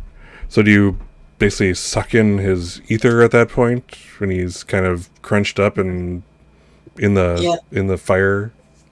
Yeah. Yeah, so yeah, it's like, and then this basically blast of fire hits you and curls off you to no effect, and the ectoplasm is now safely down your gullet and being transported to Demon Land. Yes. And if you allow me some creative license, maybe I could just walk around and use some like infernal illusions to start decorating for the wedding. Oh, absolutely. Please do. As you kind of start doing that, the guy the wraith in the suit kind of looks to you, and there was an agreement made, and it was honored on both sides as near as I can tell, so you're safe, but you're pushing it, demon. Take no more of my kind from here. Do you understand?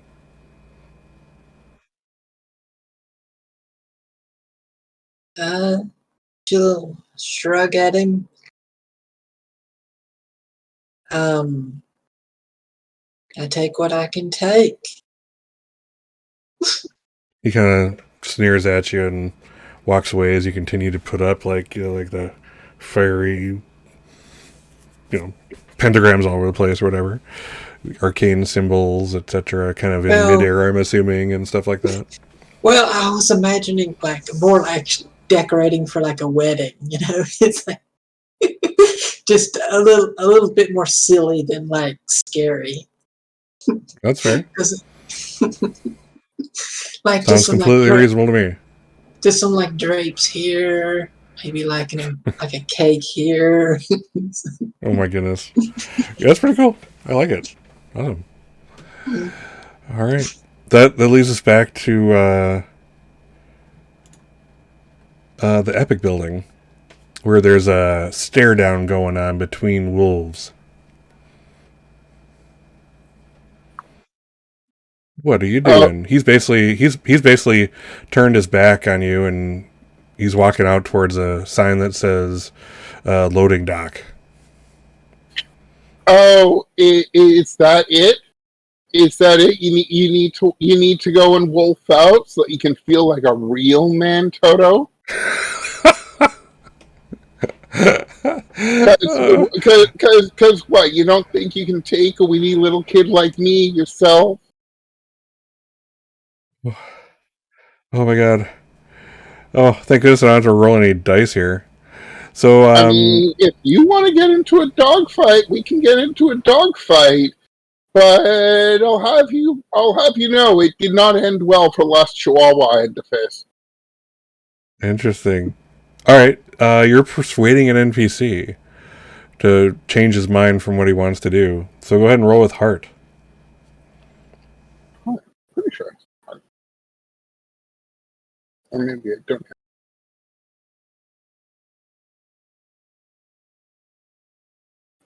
Okay, for whatever reason, I'm really bad at heart. I'm really bad at heart. Are you sure? That's 2d6 minus 7 minus 26. All right. Yeah, so he's basically gonna be like, listen, we do this the old-fashioned way. And he grabs you by the lapel and starts dragging you towards the loading dock. Hey, hands off the thread. Come on. Hands off the thread. Do note the threads are a ratty shirt I'm wearing. It's got some stains and a couple of holes in it, and would be absolutely rejected if donated to Goodwill. That's a statement too. Oh my goodness. So you're before you know it, you're sitting outside. He's just closed the door, the back door. Has one of those little wooden stoppers in there to keep it from locking on itself. All right. You really want to do it? Okay, come on. On 3. 1, 2. All right. He's gonna out of nowhere. Suddenly, there's claws. Go ahead and keep your cool. So roll plus spirit. Oh, I need to ignore the strange. Okay. Wrong game. That's next week. Oh, well, that's partial. Excellent. So, let's see here. Okay. So, let's see here. Oh.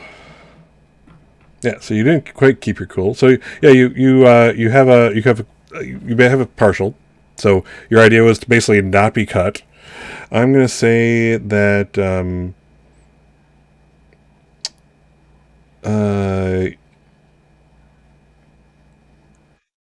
I'm reading something. I'm going to say that let's say for just the sake of this adventure that you're going to basically your clothes are going to be a little shredded as you back away. So if you're willing to pay the price of the shredded clothes, you can go forward with it. So probably be shredded anyway. Actually, really not a great choice. May also be relevant, but one of my weaknesses is I will sometimes transform when stressed or angry. This might do it. Yeah. And then when I transform, it draws the attention of supernatural creatures in the area. Oh my! So yeah, go ahead and you're definitely wolfing out. Gonna wolf out, and damn it, I like this shirt, but okay, he wants to wolf out. He wants to do this wolfy style. We can do this wolfy style.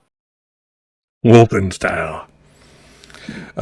So what does your wolf form look like? You look like full on, half man, half wolf, full wolf. What's this version of wolf look like?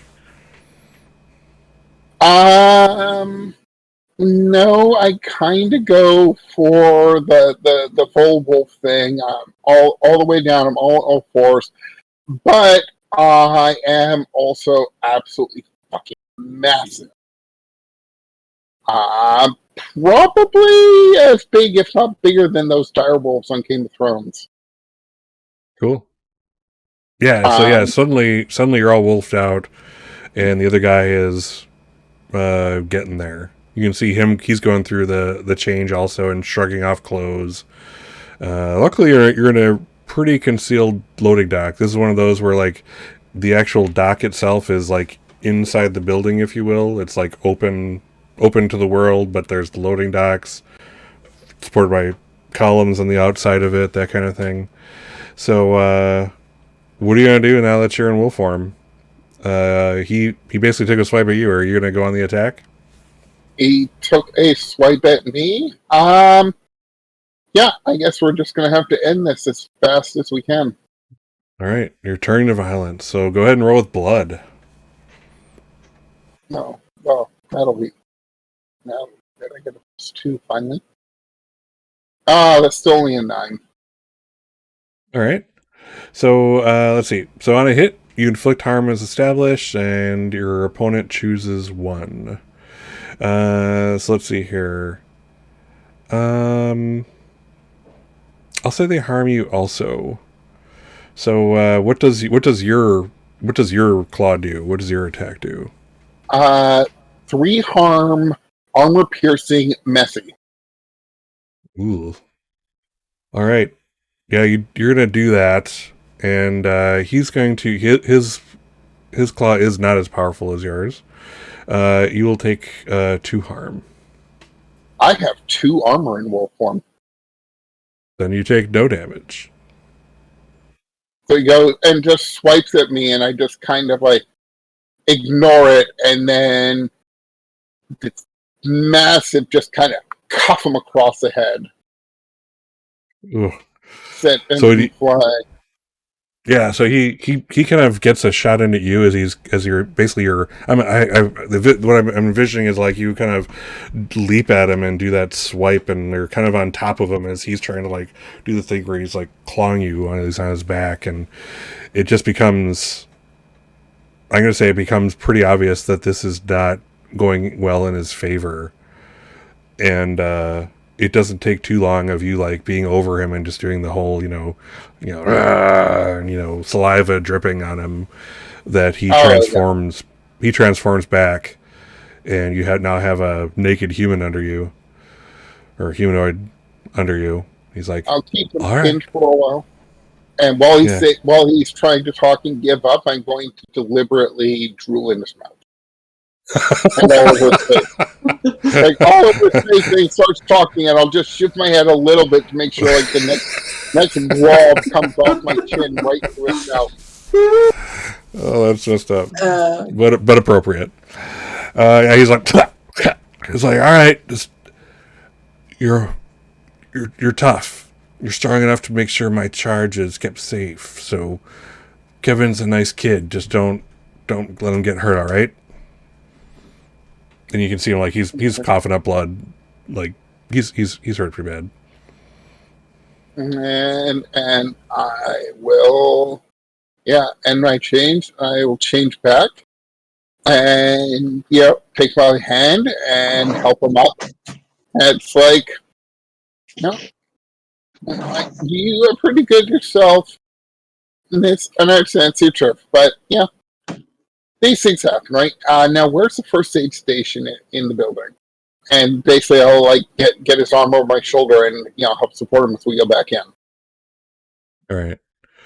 So yeah, he didn't take off all his clothes. All his clothes are, his guard uniform is like ripped and shredded behind him. So he's like, just turn right in the employee area.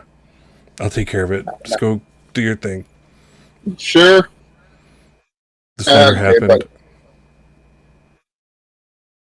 Okay, buddy. So yeah, there's going to be a weird set of circumstances that he's going to have to explain.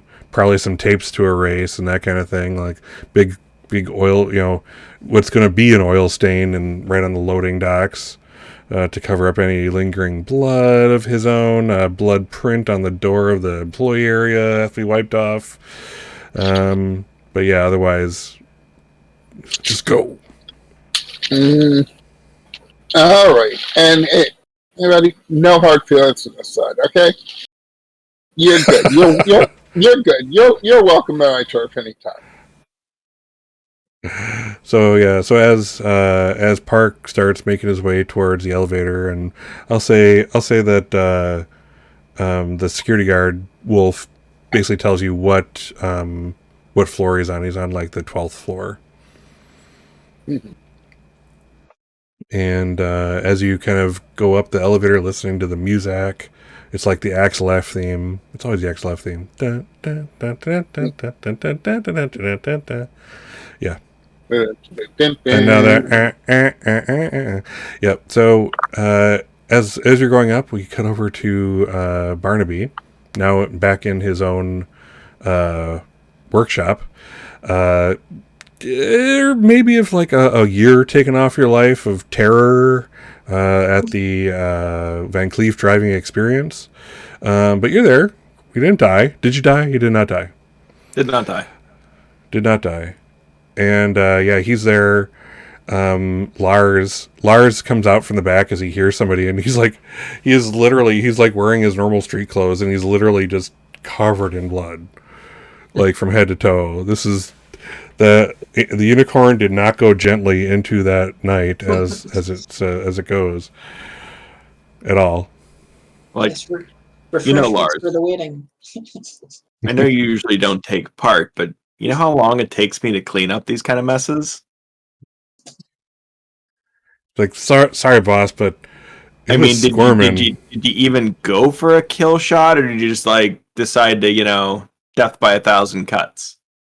Well, boss, I thought maybe like if it could live without the horn, so I just got the hacksaw and I started doing it, and it started squirming something fierce, and next thing you know, I was cutting steaks and stuff. I'm sorry, but I'll take care of this one, okay? I'm so sorry. Already tracked it in. Still got to clean it up. Yeah, well, I got your horn, boss. I take, but now I think when I take the horn, it's like regardless of his hand being covered in blood, there's like no blood on the actual horn. Yeah, it's completely pristine in every way, shape, and form. It still gleams in the dull light you have in your workshop. I'll take it with both hands. Be like,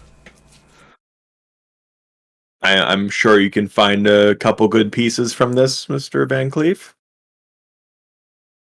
Oh, he's like, oh yes, I think I can. And you know for 100% fact he's going to try to. Sure, I can find a buyer for the rest. It's like he might just cut off a little bit extra for himself there. Offered it to him. But yeah, so you kind of see him. He puts his work box down on like one of your front counters, and he's like, "Thorough man, that lad of yours." What did he say? I'm sorry. He says, "Thorough man, that lad of yours." Lars is an excellent employee. Have to find me one someday. I just hate people talking to me while I'm working. I don't know how you stand it.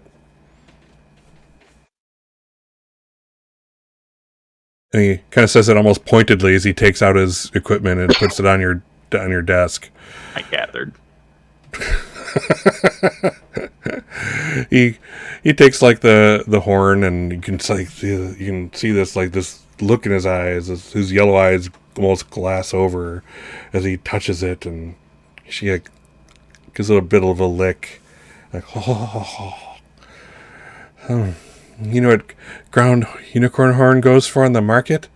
Oh yeah. Well, I'll make sure to clean up any scrapings. And he kind of puts all his stuff out. You see all this is all how it miraculously survived being tossed into this carrying vessel with no padding of any kind or anything is beyond you, but there it is. There's like all kinds of little gadgets that like hold things in place, and little magnifying glasses that can be flipped in front of the device to get various magnifications. It's very old school stuff here. You see like little awls of various types meant for like pushing metal over sockets to seal in jewels and that kind of thing, and other little cutters and small tiny little hacksaws that you must be used to shape various things. And he just immediately gets to town. Suddenly he like takes these things out. It's like a it looks like a hand made of metal, and he puts these 2 ingots in there. These 2 small metal ingots, like the size of like those pink erasers you used to get back in the day, and kind of taps it, and the hand starts heating up to like looking red hot, and soon the ingots are, and they're melting, and you can kind of see him. Okay, so I'm going to put this in this mold, and he like turns over the hand, through the little ruts in the palm, the now melted steel or whatever it is drips down into the mold and fills it up with this red hotness that quickly starts fading as its glow goes from like a bright red to a dull orange, and then eventually to the kind of gray metal that and he kind of like carves a couple, like not a couple, but actually quite a few little kind of I don't know how to describe it. Kind of like almost something that looks like a saw blade in each side of it, but the saw blade, the little, instead of just being straight or curved, they have like a little nub at the end, and you start to see, oh, I see. Okay, so now he's carving the unicorn horn to have those same nubs.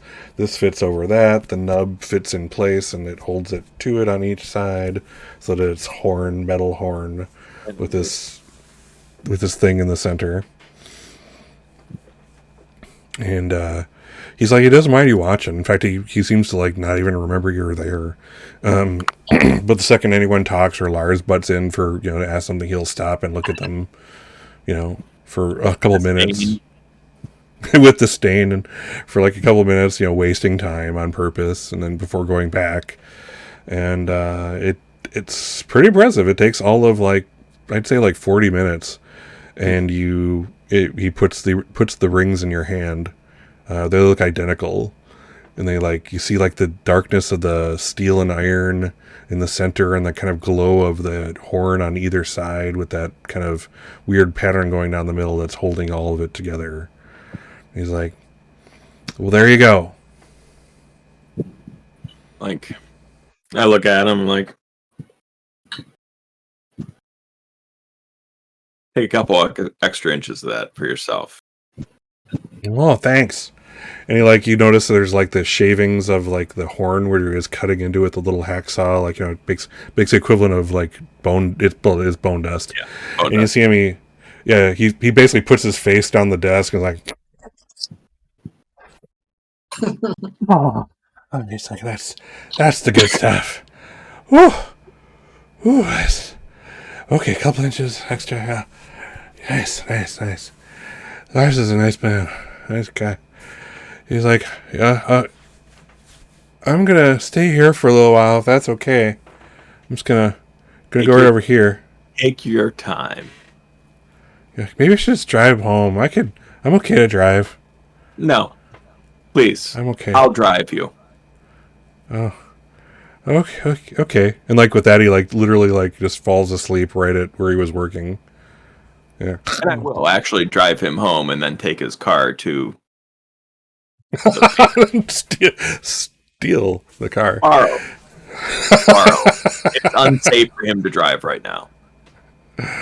Oh, awesome. So, Ophelia, yeah, you've now decorated the place with your kind of demonic magics. Everything looks, it looks like as you described, but it's probably like on fire and glowing or something like that. You can the smell of brimstone is everywhere. Yeah, I imagine she's having fun and just talking with Jason like, oh, do you like this color or that color?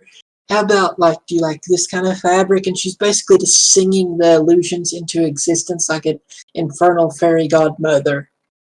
Oh my! Oh God, that's a movie right there. Gosh, this is wasted on a 2-shot. I feel filthy for. God, this could be so much more. Yeah, singing all this in existence. So yeah. Jason kind of looks over. I'm impressed, I have to say. Once your companions get back, I'll free myself from the circle on my own, and we'll do the thing, and I'll be free. And you'll all be free. You'll all be free and safe. Doesn't that feel nice? Well, we'll see. I don't particularly trust that Fey Lord of yours. Well, once they make a promise, they generally tend to keep it. It's not a good idea for a Fae to not. Yeah, And I'm familiar with that. Your demon lord goes, they better not. The Fae that break bonds come to me. And he speaks in this reverberating voice that just kind of shakes your brain, but not the building around you. I'm just like, is this Barnaby's third service now? You know, employees transporting mystical animals and wedding planning and decorating? The new side business. Yeah, you could always just bring the unicorn steaks as refreshments for the wedding. Oh my god.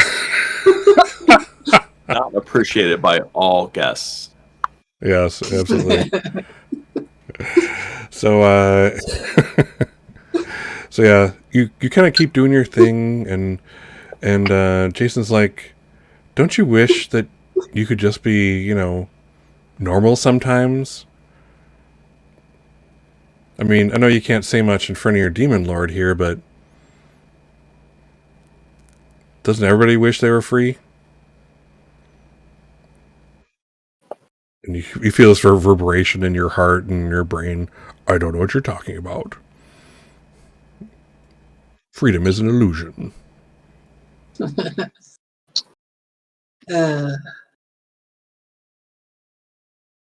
Well, I still got to work off my debt before we can think about that, I guess. Yeah, so, and you can see your demon lord kind of nods at this. That's your deal. Your deal is deals for deals. So you can't really argue with that. Jason's, he's like, well, I suppose that makes sense. You got to pay your debts. You can't just leave things behind or they get worse. So I understand you, demon. I just wish your lot in existence was a little easier.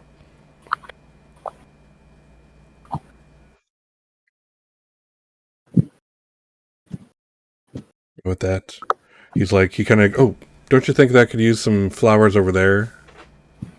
Oh, yes. I will take care of that. Excellent. So yeah, we cut back to the elevator ride that Park is on, and doors open. You're on the 12th floor, and you get out, and you're in just kind of like a normal business building. It's nighttime, so you can kind of like hear some people here and there, but it's like activity is low. It's that kind of thing. What do you do?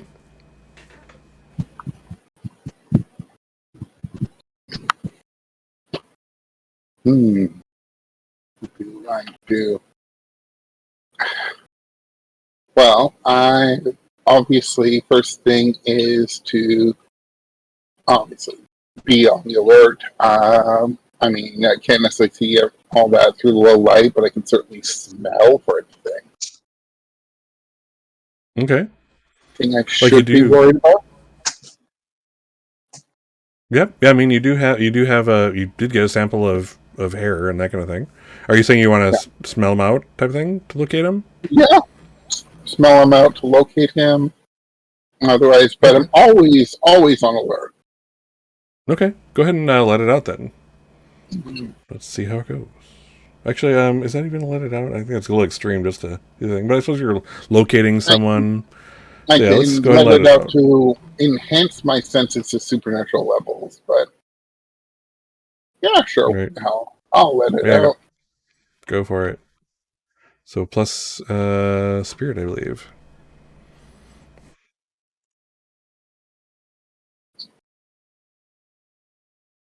That's a fail. That's fail. Oh no.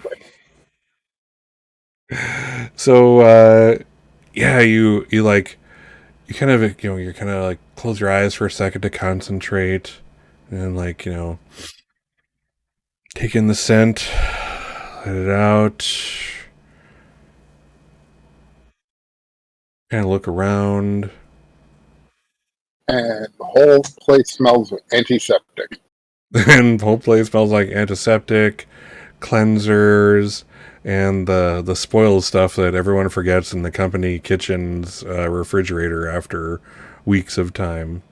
It's Who's all been just... who's been microwaving fish? I was gonna say that's probably what just happened. Somebody microwaved a flounder or something. As you do. And yeah, so this is just overwhelming, and you're kind of like find yourself like stepping back, like you're almost trying to get into the elevator that just closed behind you, and this lady puts a hand on your shoulder, and she's like, "Can I help you, sir? Just. Are you all right?" I just have really, really bad allergies. Sorry. Yeah, you're standing in front of Miss Business Casual here. For whatever reason, wearing high heels in the office, so that's not, by the way, a wise thing to do. And she's like, "Oh, I get allergies too. I mean, if you want to just come over here, I can get you some anti-allergy stuff if you want. I mean, that would be great. I forgot my clothes at home. But yeah, that'd be great. Do you know where I'd be able to find Kevin? Oh, Kevin? Oh, yeah. Is he working late again? Are you like an Uber food delivery guy or something? And she kind of looks around for a package or something. Yeah, sort of. I have to deliver something to him from Jason. Oh, really? So go ahead and let's roll to misdirect, trick, or mislead. Roll plus mind. Let's see if she buys it. You've triggered it. 0. No, that doesn't work. No? No. That's the whole Right. 5. Yeah, she's like, yeah, she kind of you can kind of see her getting worried, like she's thinking like, did I make the wrong decision inviting this stranger to my cube? As she's like pouring a couple tablets from a bottle into her palm, and you can see her get that look in her eye of, am I in danger? Are things about to go bad? How stupid could I be? And she kind of holds it out to you, and you can see her hand is just shaking. And you can see her looking for stuff, like her eye goes to that thing, that little wire thing that has a base, and then it goes up to a point that you put the receipts on and stuff. And you can see her eye on that or her stapler. I'm not sure which would be more painful, to be honest. Fine. Reach out to take help from her, and oh, wow, your nails look amazing. Did you do this yourself? He's like, I kind of did. I can't remember where I went, but I can show you from my receipt that I have right over here. What do you do? You're about to potentially take some harm. As she's reaching for the receipt pinner or whatever the hell the thing is called. I am not going to inherently stop. I'm not going to stop her from doing that, but I'm going to try and catch her wrist or whatever when she does try to stab me. Oh. All right. Go ahead and keep your cool. Let's see how you do. Roll plus spirit. Jason's doing all the rolling tonight. All these rolls. All the rolls. All the random number generator. That's a 9. All right. I'm going to say you're going to be able to stop her from doing what she was doing with the thing, but as you look over his shoulder, you notice when she was going for it, she pressed the help button. There's just that red button blinking on her phone that's right past where, right before where the thing was. It's now blinking. And he goes, stab at me. I'll grab her. I'm like, Why are you doing this? She's like, why are you doing this? What's this? What are you doing? What do you want Kevin for? I And sneezed like, a bunch. all of a sudden you see, all of a sudden, and she says, what do you want Kevin for? You see like, what do they call that, in the cube farms? Prairie dog. Prairie dogging. Yeah, prairie dogging. You see these heads go up and it's like, who's looking for me? And I'll be darned if it isn't the other guy in the picture that you saw at the apartment. Hey, Kevin, there you are. Jason's got some stuff happening, and he sent me here to pick you up because he needs you. He's like, of course, he has no idea what the hell just occurred between you and the lady. He's like, yeah? What? Is this some kind of surprise? He told me there's something special happening really soon. It is actually a surprise. He's pretty sure you'll absolutely love it, but I can't tell you what's going on because it's. I will tell you. Okay, I'll tell you a little bit. Lady breaks in. She goes, Jason, run! Because it's a surprise party. All right, I'm gonna have you do one more roll to misdirect, etc. Misdirect, distract, or trick. Roll plus mind.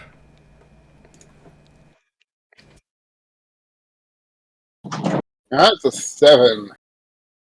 Yay, All right. puzzle. All right, that's something.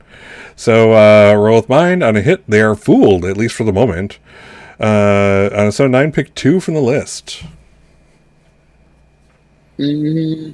So you can create an opportunity, expose a weakness or a flaw, confuse them for some time, or avoid further entanglement. The MC is telling you that the last one would be really cool to pick from. Oh yeah, no, I wanted to avoid it further. Further impalement. Further impalement is important. Yeah,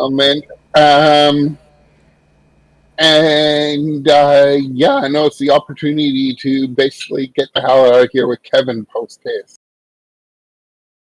All right. So you said you're confusing them for some time then? Well, that's what it is. I was thinking maybe opportunity, but either way, I mean, yeah, I'm trying to accomplish my goal, get Kevin the hell out of here. Gotcha. Yeah, I'll say that'll be enough. So Kevin's like, oh, that's so cool. That's so rad. Let's go. I mean, I'm all done with my work. You had good timing. And it's like, bye, Cheryl. See ya.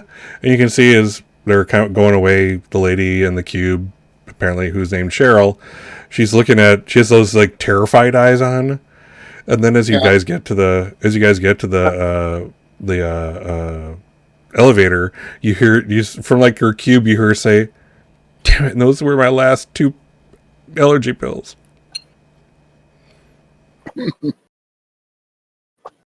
All right. Next thing you know, you're in the elevator, going down, doing the thing.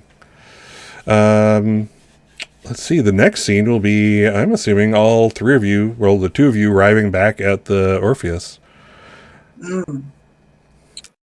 And you want you to describe all of the cool stuff that you put up so far, Ophelia. Well, I imagine there's like a big, she like revamped the curtain. It's no longer dull and faded, but it's like really like fine, like silk now, and like velvet. And there's a bunch of like decorations. There's like a huge wedding cake, and there's like a big rich carpet up there, and they have a like an altar made of like obsidian or something, and yeah, just and probably some like symbols of her Lord like hung up. And as they come in, she's probably trying to bully the ghost into rehearsing for like a wedding chorus. Oh my. Excellent. All right. Yeah, you get there and what do you call it? So yeah, Kevin, as you walk him in, Park, he's like, oh my god, Jason, oh, you look so bright. And he kind of starts running up to the stage area, and yeah, there's that circle that's around. I was like, this is so cool. What's going on? And he kind of takes note of Park still approaching from like down the aisle there, and Barnaby, walking in probably from the back or something like that, and probably rings in hands. He's like, well, honey, would you marry me? He's like, oh my God, you're serious, aren't you? This is for real. He totally, it's like he's so focused on Jason. He's like, he doesn't even notice all these spectral demonic decorations right away. It's just like some kind of, you can see in his eyes that it's like, some kind of like, oh, it's a smoke generator with like laser lights, holograms. He's still not getting he's still not feeling the otherworldly feel of this. He's like, oh my God, this is so amazing. Of course I'll marry you. When we, and he kind of sees Bartleby coming up with rings in hand. He's like, oh my God, we're doing this right now? There's so much to plan. This place does look pretty, and I always dreamt of getting married at a place like the Orpheum, but like, why right now? And what the hell is that? And he points over at the demon, the demon minister. Yeah. What are you all doing at this point?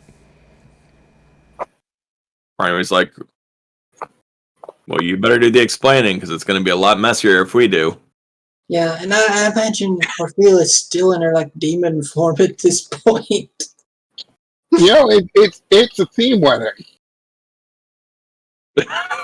Yeah. So Jason kind of gets up and he kind of kicks aside the stuff that's the remaining ectoplasm that's making up that protective circle, and it dissipates like to nothing. There's this like gray dust there now. Like these whoever these volunteers were, they were ready to be sacrificed. And he's like, sweetie, like like in The Little Mermaid, the mermaids from this one land under the sea, and she's willing to give everything up to be with the person she loves, and that means going to a different place and living in a different world, and she was totally just ready to live with them forever. Well, that's kind of what's happening. I'm a fairy. He's like, well, yeah. It's like, no, you don't. Okay, so I am from a fairy realm, and he kind of, snaps his fingers together, and like literal, like this iridescent dust comes off, and like he starts like forming like figures in them, like them two of them, like it's almost like a camera is getting close up as the figures get bigger in their faces and they kiss. And he's like, yeah, so I'm a magical being, and I'm about to give up all my magical beinghood to be with you, and I need you to be okay with that, because I'm just going to be human again. Well, not human again. I'm going to be human, like forever, and you're stuck with me. He's like, so does that make you the mermaid in this story? He's like, yes, honey, that makes me the mermaid, and it doesn't end like the movie. I'm not taking you to Arcadia. You would go mad and rip your face off and die there. So we're going to do it this way, where we all live happily ever after here, downtown, in the wonderful realm of downtown. It's like, I do then. And suddenly the place, the decorations get a little brighter, and Jason looks at the three of you. He's like, well, you need to be witnesses. Are you okay with that? I'm sure I've witnessed worse, yes. Well, I didn't do all this hard work for nothing. Like, all right then. And they start, and the demon lord starts doing that reverberating in your brain and in your gut talking, and it's not in English. It's in this really messed up, terrifying sounding language made up of moans, shrieks, and little bits of death seeping into the words, and damnation all over the place. This feeling of just terror, but somehow the groom and groom are doing the thing and getting through it. And what do you call it? It seems like Jason understands the words enough to react. He's like, I absolutely do relinquish my place in the Fey realm to marry this man. And he points to Kevin, and Kevin's like, I'm gonna stay human and marry this man also. He kind of looks like, did I say that right? Close enough. Rings, please. And he's like, And I provide the rings. yeah, they what's it called? Jason is about to put it on Kevin, and he's like, oh, this is so beautiful, but if that's ivory, I can't wear it. I mean, I don't want to contribute to the murder of elephants. There were no elephants harmed in the making of this, nor even a seal or anything else with ivory. Oh, okay then. And he's like, well, thank you. Like, And They I exchange- just winked at Jason. and they exchange rings fully, and it comes to the end, and the demon lord puts his hands down, and you all feel this wave of just darkness fall over you as it ends, and suddenly Jason takes his new husband in his arms and does the whisk him off his feet and seals it with a kiss. And that's where the vignette of the film closes up, and we see like an epilogue in the apartment the next day. There, it's like the two were back, and now their wedded apartment.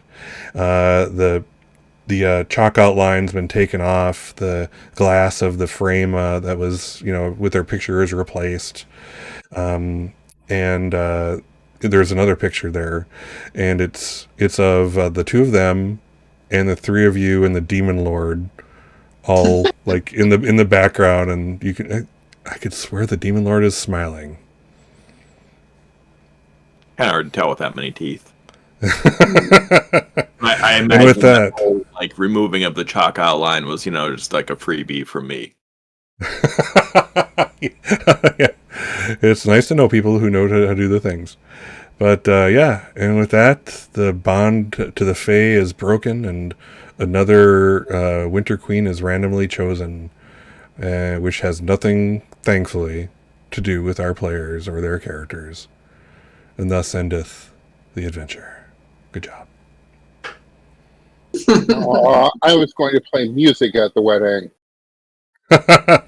Yeah. Did anybody I want was- that? Did anybody want? No, nobody wanted that. I was going to play Billy Idol. That's Yeah, I was going to try to bully the ghost into doing a wedding chorus. I'm sure No, they would have joined it. My wedding. But we have discharged our duty to the King of Fall as he wished, and I want that boon. And that boon is for the blessing of autumn to ever hang over the community garden I have on the one side of my park, such that Yeah. everything that grows in it will be, guided by magical warmth and grow strong and bountiful, and it will never wither nor suffer blight. That's quite the boon, but it could probably be done. I just want the blessing of the fall court over it forever. That's all. That's all. Well, I mean, All right, it's well- totally within their portfolio. Well, that's a taste of Urban Shadows Second Edition. Let me tell you, it's just a taste. There's so much more. Again, they replaced the intro move with all kinds of city moves to kind of take like the as Steve is only too well aware. The intro move is all about the player telling me, the MC, like what they were interested in, or what kind of adventures or misadventures they wanted to be involved in, and that kind of thing. And that kind of built all the fiction. Again, as I say over and over when I talk about that campaign, Welcome to New Midian. I'll say that, like, again, the players made up all of the plot lines. I just took the characters they made and moved them in logical ways, given the other stuff in the web of happenings and whatnot that was happening, and it all grew from them. The second edition is very much more me as the MC kind of guiding you on the adventures I want you to go on. And that kind of thing. That's what a bunch of the city moves and the rumors move is for. Right. That kind of thing. But so yeah, it's definitely a different game, and I'm gonna have to play it to see how things go. But I mean, I like what I see. I like how they've changed some things. Like, for example, the turn to violence move is more dangerous for you than it used to be. Before, really, if you succeeded, I believe you didn't take any damage at all, and now you can. And that kind of thing. So it's like, if you're going to enter into combat, you better be ready to probably maybe be hurt, and that kind of thing. It's a bit less dangerous than a Monster of the Week, where you are guaranteed to take harm back no matter what. Right. Which is appropriate to that setting, and it's appropriate to this setting in that, again, the Urban Shadows is always billed as very much a political type of maneuvering type of game, turning to I watched in like one of their shows. I forget if it was a video or on Twitch or whatever, when they were kind of talking about Urban Shadows Second Edition, and they were very much like, well, yeah, it's turned to violence because, like, yeah, all the other the game, everything else the game is about, the political maneuvering, the deals, the persuasion, that's all failed. So now it's time to turn to violence as like the last resort, that type of thing, and that's why it has like more, it's heavier, potential ramifications for that. But I love that they're bringing so many new playbooks in. Not only the ones that you see here, but there's a bunch of them. Like, they're basically everything you saw in first edition as a playbook made it to the second edition, and that's a bunch of that's through the success of the Kickstarter. They're including it all with like the starter stuff for the Kickstarter people, and they've created some other ones. Like, I really like the Imp is so cool. That Fixer guy. I like the idea of this. Yeah. What did you think of playing the Imp, by the way? I enjoy the possibilities of it. Mm-hmm. Because I was looking at, like, the scene where, Park is going into the building. I actually have a move for that where, if I let it out, I can infiltrate a hostile area because they just don't think I'm worth anything. They're like, oh, the janitor's, walking by, and I just, sneak into, the gang hideout or, wherever. Right. That's fun. But a lot of the, like, all of the let it out things are very interesting on the Imp. Sniff out a secret stash, infiltrate a hostile area, teleport, or inflict 4 harm on an unsuspecting target who underestimates me. Nice. AP. Yeah, it's just like armor piercing. So pretty much murder. It'll murder a normal human, basically. Pretty much. Yeah. So and I like, again, it's like you were saying before, they are the fixer. They can sniff out the stash. They can get the stuff. They can find someone who will get them the stuff. And that's so, again, that's I think that's as kind of an offshoot of the diplomacy part of Urban Shadows, where it's like, again, you're not killing people and looting them. You're making deals to get the stuff, and this is maybe the king of the get the stuff racket right here, basically, the Imp. I love the idea of the Sworn, with the legendary weapon just wandering around, with the, Excalibur or whatever, and, doing the thing. I'm glad they brought back stuff like the the Revenant, basically the Crow.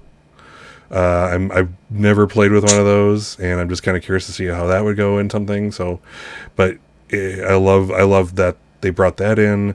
A couple of the other ones they're bringing in are like a new one. New playbooks are like a witch, which is and they're part of Mortalis, believe it or not.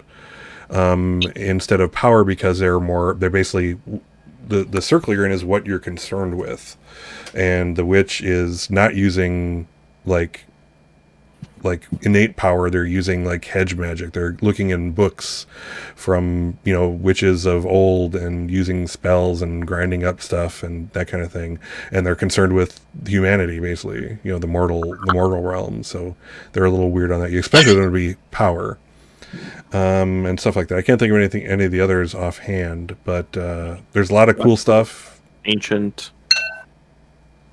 Yep. Yeah, the Ancient is like a forgotten god that's gotten weak over the ages, since they are forgotten and have no worshippers.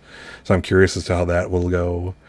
But yeah, it's like there's so many playbook possibilities. If you can't find something that you like, and if you're into this genre of RP, and if you can't find a playbook that suits you, I don't know what to tell you.